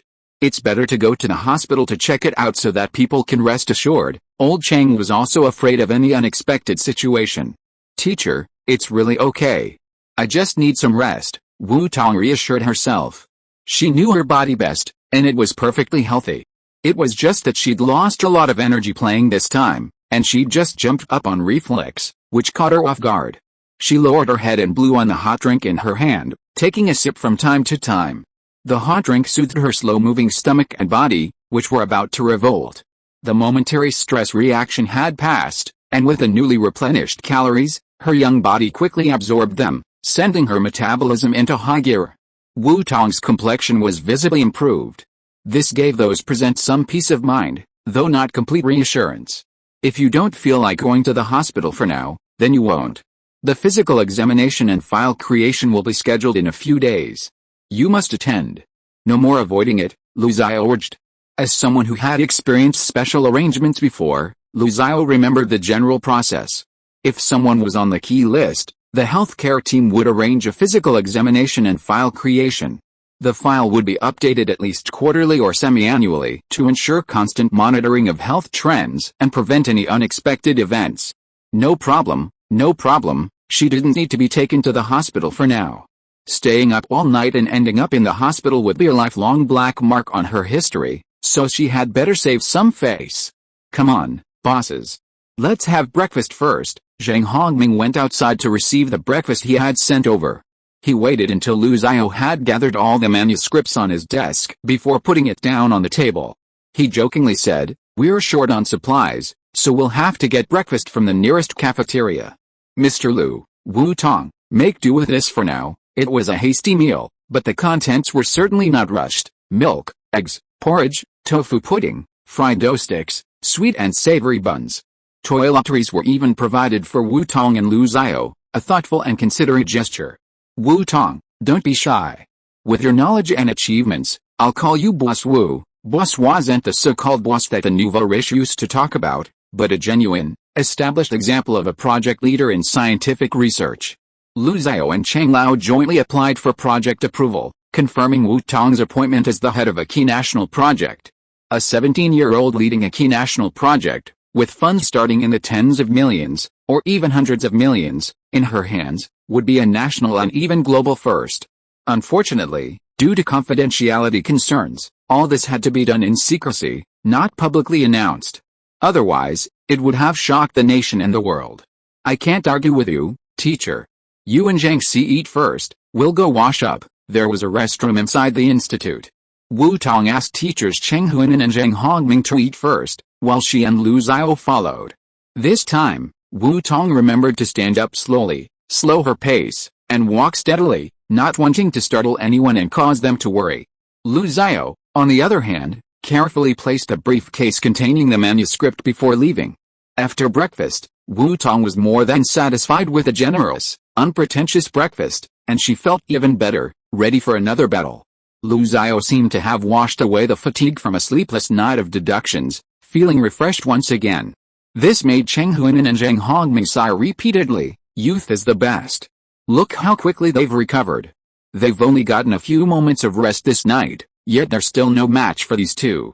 It's truly an enviable age, a time when you can achieve the most results. Wu Tong, go back and get some rest. We'll take the data and materials ahead. We'll see you often.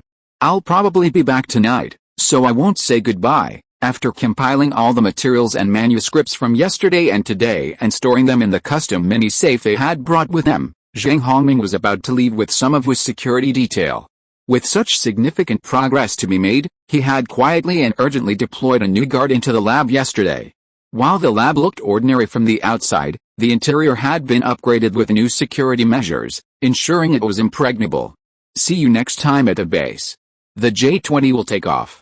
On behalf of the project team, I sincerely invite you to participate in the maiden flight test. Lu Xiao would also leave with them, rushing back to the Zizhao Research Institute.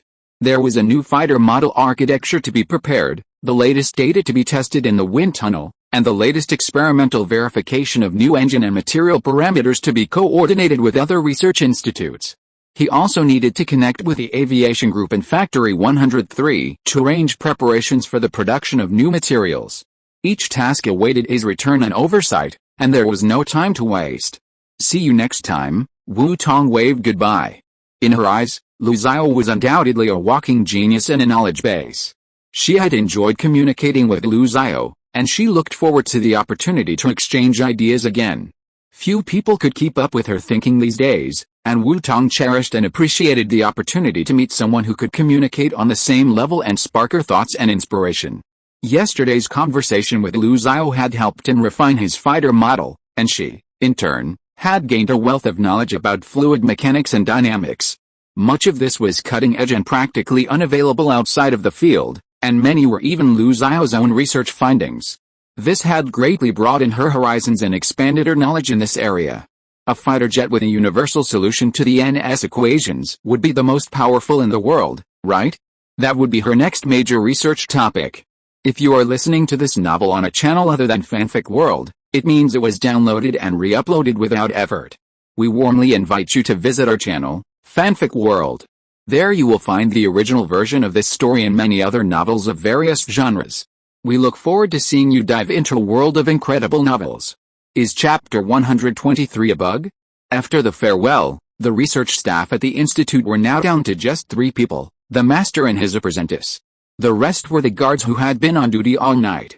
By now, most of the lab workers, who had been working all night, had gone back to rest. All the experimental results, which had been released at 5:30 a.m., were only considered complete after data verification. Their excitement fueled their energy, and when Huanan announced the temporary completion, the lab workers regained their composure. Almost all of them felt their eyes nearly slumped open, and they felt the urge to lie down and rest immediately. They packed up their equipment and went back to rest one after another. Wu Tong, establishing the project takes time. Experiments won't be underway for a while. You should go back and rest, teacher, you should rest too. We'll work on the T5 blade material after we've rested. T5 was the blade material model she had developed overnight, a new nickel iron alloy. The data she had taken with her would certainly be used for thorough experimental verification. However, as a designer, Wu Tong still wanted to fabricate it herself, to see if there were any flaws in the fabrication process or room for improvement. Preparation required funding. Previously, the T4 material had been financed by her teacher's laboratory. With a T4 titanium aluminum alloy as a foundation, she was eligible to apply for funding for a national project, eliminating the need for out-of-pocket expenses. Her modest scholarship was a drop in the bucket for her material research. Initially, she wasn't sure if the material model she'd designed would be useful, so she simply wanted to verify her findings, which was why she considered covering the experimental costs herself. But now that it had proven useful to the government, she naturally no longer had to worry about funding. With the late autumn heat at its tail end, the mid-morning temperatures in late August were already scorching. However, this wasn't a concern for Wu Tong. She was already on the verge of becoming immune to cold and heat, and neither extremes of heat nor cold had much of an impact on her. The scorching sun, to her, felt like a warm bath, dispelling the chill she'd picked up from long hours in the air-conditioned laboratory. As the sun rose to the top of the sky, Wu Tong headed to her dorm, enjoying a rare moment of relaxation and arranging her thoughts, which had been dominated by the high pressure of her busy schedule. Before entering the lab that day and night, she hadn't imagined she'd accomplish so much. However, Wu Tong wasn't overly proud. The two new materials she'd designed were based on existing materials, expanding and optimizing them. They were based on the shoulders of giants who had come before her, and she hadn't achieved this speed and progress by building from scratch. Wu Tong felt this wasn't something to brag about. The more she worked with them, the more she felt she needed to learn. Even if she mastered the materials, she still had a long way to go. Rather than relying on absolute direction, she preferred to understand the underlying material principles, gain a firm grasp of them, and then proceed steadily, step by step, like solving a difficult mathematical problem. This wasn't her current approach, where she relied on her own instincts to produce results and then worked backwards from them to understand the process. Of course, she wasn't going to throw the baby out with the bathwater. She wasn't going to give up the special privileges bestowed upon her by the Enlightenment Stone tablet just for these ideas. She wasn't that pretentious. A great man once said, "It doesn't matter if the cat is black or white, as long as it can catch mice, it's a good cat." Being able to use her abilities to accelerate research and save resources is something many could only dream of. Why would she waste her skills and leave them unused? A two-way merger, learning and applying what she learns in the process, is the true path she pursues. As Wu Tong wandered through the lab, her protective presence followed her like a shadow, seemingly unaccompanied. She seemed unaccompanied, yet she remained within the security perimeter. Two security personnel kept a distance, neither too close nor too close, quietly escorting her, so as not to intrude on her freedom. This was while Wu Tong was on the Peking University campus, where security was somewhat guaranteed. Furthermore, Wu Tong hadn't publicly demonstrated her abilities beyond mathematics, which prevented the intensive protection measures for her national treasures from being enforced. Wu Tong's basic living area consisted of the dormitory, cafeteria, and library, with occasional appearances in classrooms in certain academic buildings. She now had to work in multiple research labs, each with its own dedicated personnel. This made her too conspicuous within the school community, so Wu Tong had no security personnel accompanying her while on campus. However, when Wu Tong chose to go out, she had to be accompanied by someone, and her protection personnel would appear at her side in various legitimate capacities. Having determined her target, Wu Tong no longer worried. She returned to her dorm, washed up carefully, and relaxed into deep sleep. When she woke up, it was already mid-afternoon. The feeling of having recharged energy, full of vitality, and full of energy was wonderful. It's true that you only know the value of something when you've tried to commit suicide. She called home, caught up in the conversation, heard her family's voices, and was filled with infinite love and care. She still had the same phone number for her family, but it had also been checked and encrypted by the confidentiality team. Zheng Hongming also gave her a confidential mobile phone, which she used for internal communications. Unbeknownst to her, during her downtime, the two new bug materials she designed and the optimization of the WS-15 engine parameters had truly shaken up the secret military and aerospace research community. By the time Lu Xiao left the lab, the integration had already begun. Data on the T4 and T5 alloys, along with a draft file of optimized engine parameters, had been escorted by a dedicated team to Chang'an's 614th Research Institute, also known as the Xi'an Aircraft Research Institute. WS-15 chief designer Yang Wei received the data and immediately arranged for core experimental personnel to analyze the manuscript. Based on the material data, they imported the data into the simulation system. After the update, the system generated comprehensive simulation data that left the core experimental personnel and Yang Wei staring at the screen in disbelief. How could such an improvement be achieved? Is the system malfunctioning? Is it a bug? It was clear that they had worked tirelessly, overcoming numerous difficulties day and night, and finally completing the WS-15 engine, a uniquely Chinese engine. The best data, a thrust-to-weight ratio of 9.7 to 10.87, and a core engine thrust of 17.5 tons. This was a breakthrough for China, the first aircraft engine to exceed 10, making the R&D staff stand tall with pride. Now, they have carried out verification simulations according to the information that was escorted over. After modifying the data according to the parameters in the information, the thrust-to-weight ratio of the engine has been directly raised to 12.75, a leap forward. The thrust is as high as 20 to 24 tons, and the afterburner thrust can be even higher. Compared with before, the weight of the engine is actually lighter, estimated to be only 1,420 kilograms. This is simply the data they dream of sprinting to. Immediately, an experimental personnel proficient in computer software and hardware came forward to check whether there was any malfunction in the various functions of the computer. Chapter 124, Selecting Talents. Everyone's eyes were fixed on their movements, unblinking in anticipation. Boss Yang, we've checked 3 times, and the machine is working perfectly. The maintenance personnel meticulously checked, repeatedly confirming that the computer hardware and software were faultless, the supercomputer's connection ports were stable, and everything was working perfectly. Which meant, everyone gasped. Is this data truly achievable? Which godlike figure optimized it? Wasn't Boss Yang the country's top aviation engine expert? Could anyone double Boss Yang's performance? Go. Arrange the physical test run preparation process. Everyone, remember the confidentiality regulations and re-sign the confidentiality agreement. Yang Wei stared at the data on the screen and decisively issued an order, and the entire institute sprang into action. True knowledge comes from experience. He had spent half his life developing aircraft engines for the country, weathering the heartbreaking WS-10, the backstabbing of his superiors, and the failed import of the problematic L-31LN. His greatest dream was to develop a domestically produced aircraft engine for the country that surpassed the world's best, solving the problems plaguing Chinese fighter jets and allowing the Chinese eagle to soar proudly across the blue skies without worry. And now, a highly achievable vision lay before him, with data exceeding his expectations and detailed deductive evidence. Why not go for it? Develop a large satellite. Once that was done, he would hand over the position of chief designer and all the honors to that good boy who had selflessly dedicated himself to the country, so that Lu Xiao would never again be able to say their engines were inferior and incompatible with his designs. The 614th Research Institute began intensive preparations and test runs.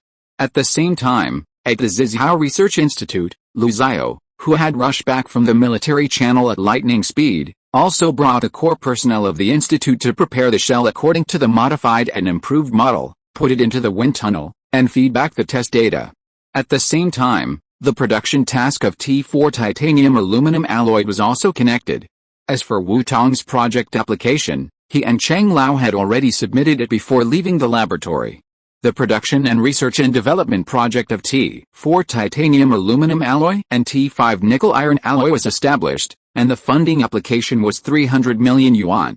When the general manager of Shengjing National Aviation Group, Lin Hemming, who had just taken office, saw this amount, he couldn't help but feel the pain of swelling in his back tooth. These uncles don't treat money as money. They think it was blown by the wind, right? They ask for billions of dollars right away. It's better to squeeze them, tear them apart, and see how much they can sell to make up for it. Of course, he complained, but in action, Lin Hemming didn't hesitate. He meticulously reviewed the project proposal, which was for a new alloy material developed by Professor Cheng's lab. He then examined the material data. Even though he wasn't particularly knowledgeable about materials, His experience in this position convinced him that the two materials possessed advanced and superior performance. He could definitely achieve this. As long as it wasn't imprudent and there was solid evidence, he would approve the funding, no matter how exorbitant. As long as they could truly produce a groundbreaking aviation material with performance as impressive as the data, $3 billion wouldn't matter. This was the only way they could catch up with the international competition and surpass their competitors. However, upon closer inspection, the project leader wasn't the highly respected Professor Cheng Huanan, but a strange yet familiar name, Wu Tong from Jingda University. Isn't Wu Tong from Jingda University the child who's recently risen to international fame? Undeniably, that child is exceptional, bringing honor to the country and making a name for herself. But he remembered correctly, her major was mathematics, right? And she was only 17, wasn't she?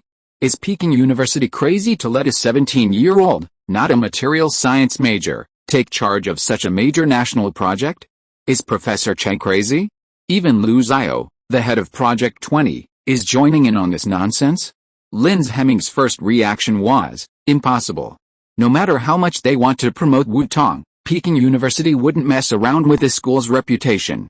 Professor Cheng is such an upright man, he's made tremendous contributions to the country, and he's certainly not one for fooling around. Lu Xiao was a brilliant, almost unparalleled replica of Wu Tong. Upon awakening, he vanished into obscurity, laden with honors, and dedicated himself to national development. Resisting the urge to immediately question the rejection, Linz Hemming flipped the page. A look of horror crossed his face, his pupils constricting. The designer and creator of the T4 and T5 alloys were all Wu Tong? How could it be possible? But back then, Lu Xiao had proven to the nation with his steely convictions that genius couldn't be judged by common sense. Was this Wu Tong like that too? Unable to suppress his unspeakable feelings any longer, Linz Hemming made a direct call. Lu Xiao, are you and Mr. Cheng serious about your application? Are the data on the T4 titanium aluminum alloy fuselage material and the T5 nickel iron alloy blade material real? Is it the Wu Tong who gave a report at the International Congress of Mathematicians a few days ago at the School of Mathematics of Peking University? Yes, the material data of the T4 alloy was repeatedly produced under the supervision of the confidentiality team. The material model of the T5 nickel iron alloy blade was designed and deduced by her in front of me. She also optimized data of the core components of the WS-15 engine, which has been sent to General Manager Yang of Xi'an Aircraft Industrial Corporation by a special person. Mr. Cheng and I have already reviewed it. There is no problem with the deduction, and the mathematical logic is perfect. With the mathematical level of Wu Tong, a top international mathematician, there is no doubt about this. I believe we've already secured the chance of success. The T4 alloy was invented by her in a single attempt. She and I worked together to refine the Weilong model. We're now preparing the outer shell and getting wind tunnel test data. Once the data comes in, I'll need a large quantity of T4 titanium aluminum alloy for the exterior. The 614th Institute will likely also urgently need a large quantity of the new T5 blade material for engine components. So, the project must be established quickly, and funding must be allocated immediately, right? Linz Hemming understood Lu Xiao's underlying meaning perfectly. After hanging up on Lu Xiao, he made a second confirmation call. Master Cheng, excuse me for interrupting your rest. You want to confirm Wu Tong's application for the project, right? Without Linz Hemming having to ask, Cheng Huanan got to the point. The decision to appoint Wu Tong as the lead was my initiative. I prioritize personal connections. Wu Tong is my last disciple. When it comes to materials analysis and preparation, her talent and expertise are undeniable. Her future is beyond my reach. She's the most promising natural materials expert I've ever met. Her sensitivity to material research and development, her acumen for design analysis, and her exceptional mathematical transformation skills are unmatched.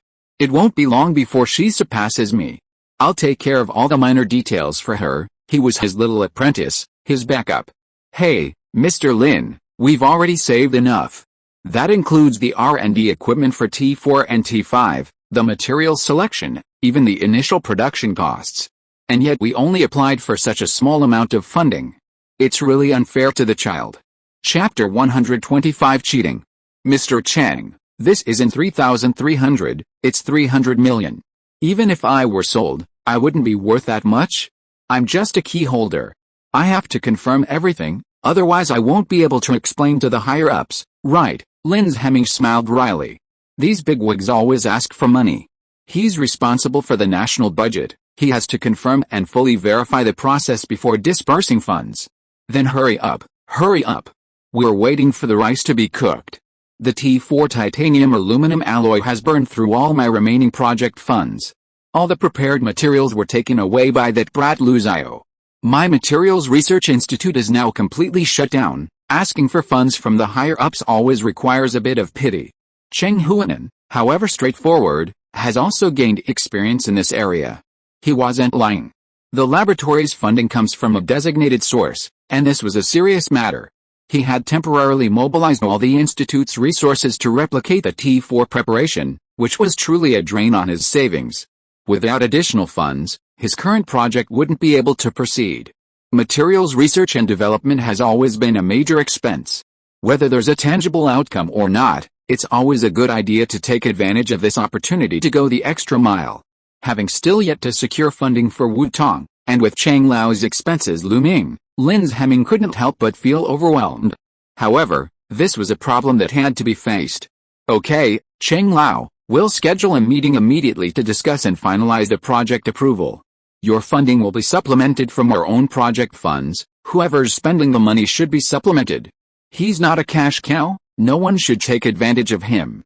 Mr. Lin, you're so stingy. Expecting a teacher like me to exploit my child's funding is unethical, Cheng Huanan glared. He hadn't waited for Linz Hemming's call to do anything unethical. You handle my lab's funding. Without it, operations will cease. I can't do anything if any projects are delayed. Who doesn't know how to cheat?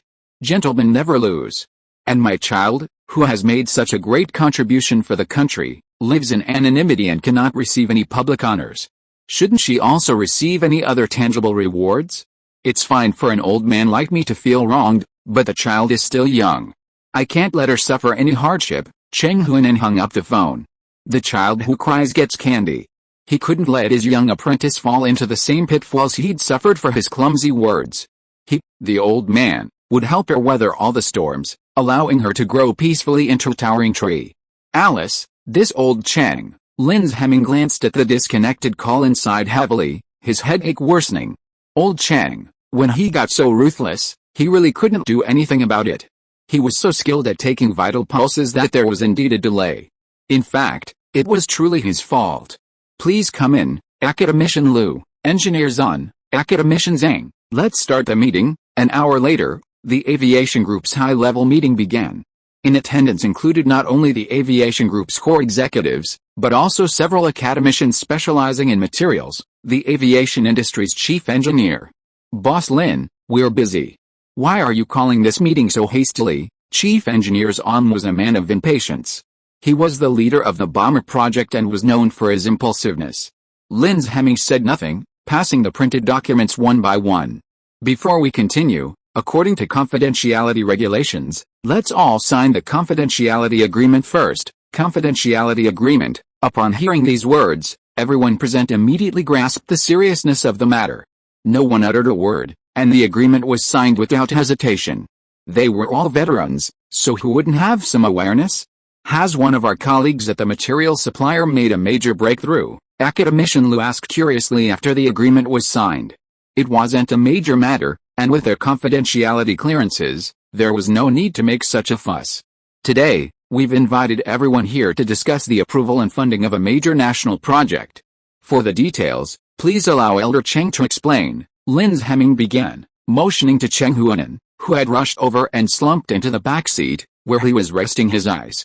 Since it was you who asked for the project and the funding, it was your turn to convince these bigwigs. As the key steward, he would approve the full amount. Hey? Elder Chang, is this related to you? What big satellite have you been working on? Tell us so we can help you review it. No wonder you're huddled back to rest. I thought you were staying up all night to catch up on the project. So, you look confident and calm, aren't you? Everyone turned their gaze to Elder Chang, who had finally straightened up. Engineer Zun raised an eyebrow. A major national project, the funding must be in the billions to be considered a major project. What was Elder Cheng working on this time? Polymers or something? Why demand such a large amount of funding all at once? The aviation group was wealthy, but it wasn't without its limitations.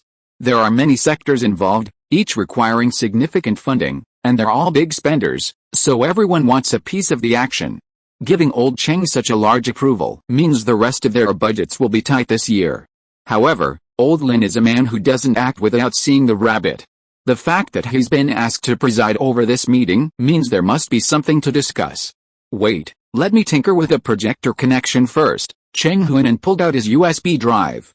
He's up to date with this new gadget, and he's incredibly proficient at it. Normally, he'd have an assistant or students help him out. However, with today's meeting standards, ordinary assistants and students wouldn't be able to participate, so he had to tinker with it himself. While Cheng Huinan wasn't particularly experienced, he was not completely clueless. With the eager Zon engineer standing up to help him, the conference room projector flicked on, revealing the name, properties, and some test data for T4 titanium aluminum alloy, which didn't cover specific ratios or preparation processes. Huh? Everyone present at the meeting gasped. This Old Cheng had truly created a truly earth-shattering satellite. Old Cheng, is this data real? It's not faked, is it? Engineer Zon gaped in disbelief. The tensile strength of titanium aluminum alloy has quadrupled to 1470 MPa, and its high-temperature performance is even better? Is this a joke? This isn't the time for a great leap forward, we need to be realistic. This was the sentiment of nearly every knowledgeable materials expert present. It wasn't that they suspected Old Cheng of fabricating things, but rather that the data was simply too astonishing, too incredible to believe. It even made them wonder if they had collectively traveled through time and arrived many years later. Aviation materials with this kind of performance would revolutionize titanium aluminum alloys. Screw you, Zon. When have I ever played fast and loose? Old Cheng rolled his eyes at Engineer Zon. Once the materials are produced, I'll hold your order and give it to you later. How about that? You're just being ridiculous. End of this chapter. Thank you so much for reading until the end. Don't forget to give it a like. Looking for more exclusive content and immediate access? Subscribe to our Patreon. Remember, every like, subscription or donation encourages us to continue. Thank you all. See you in the next video.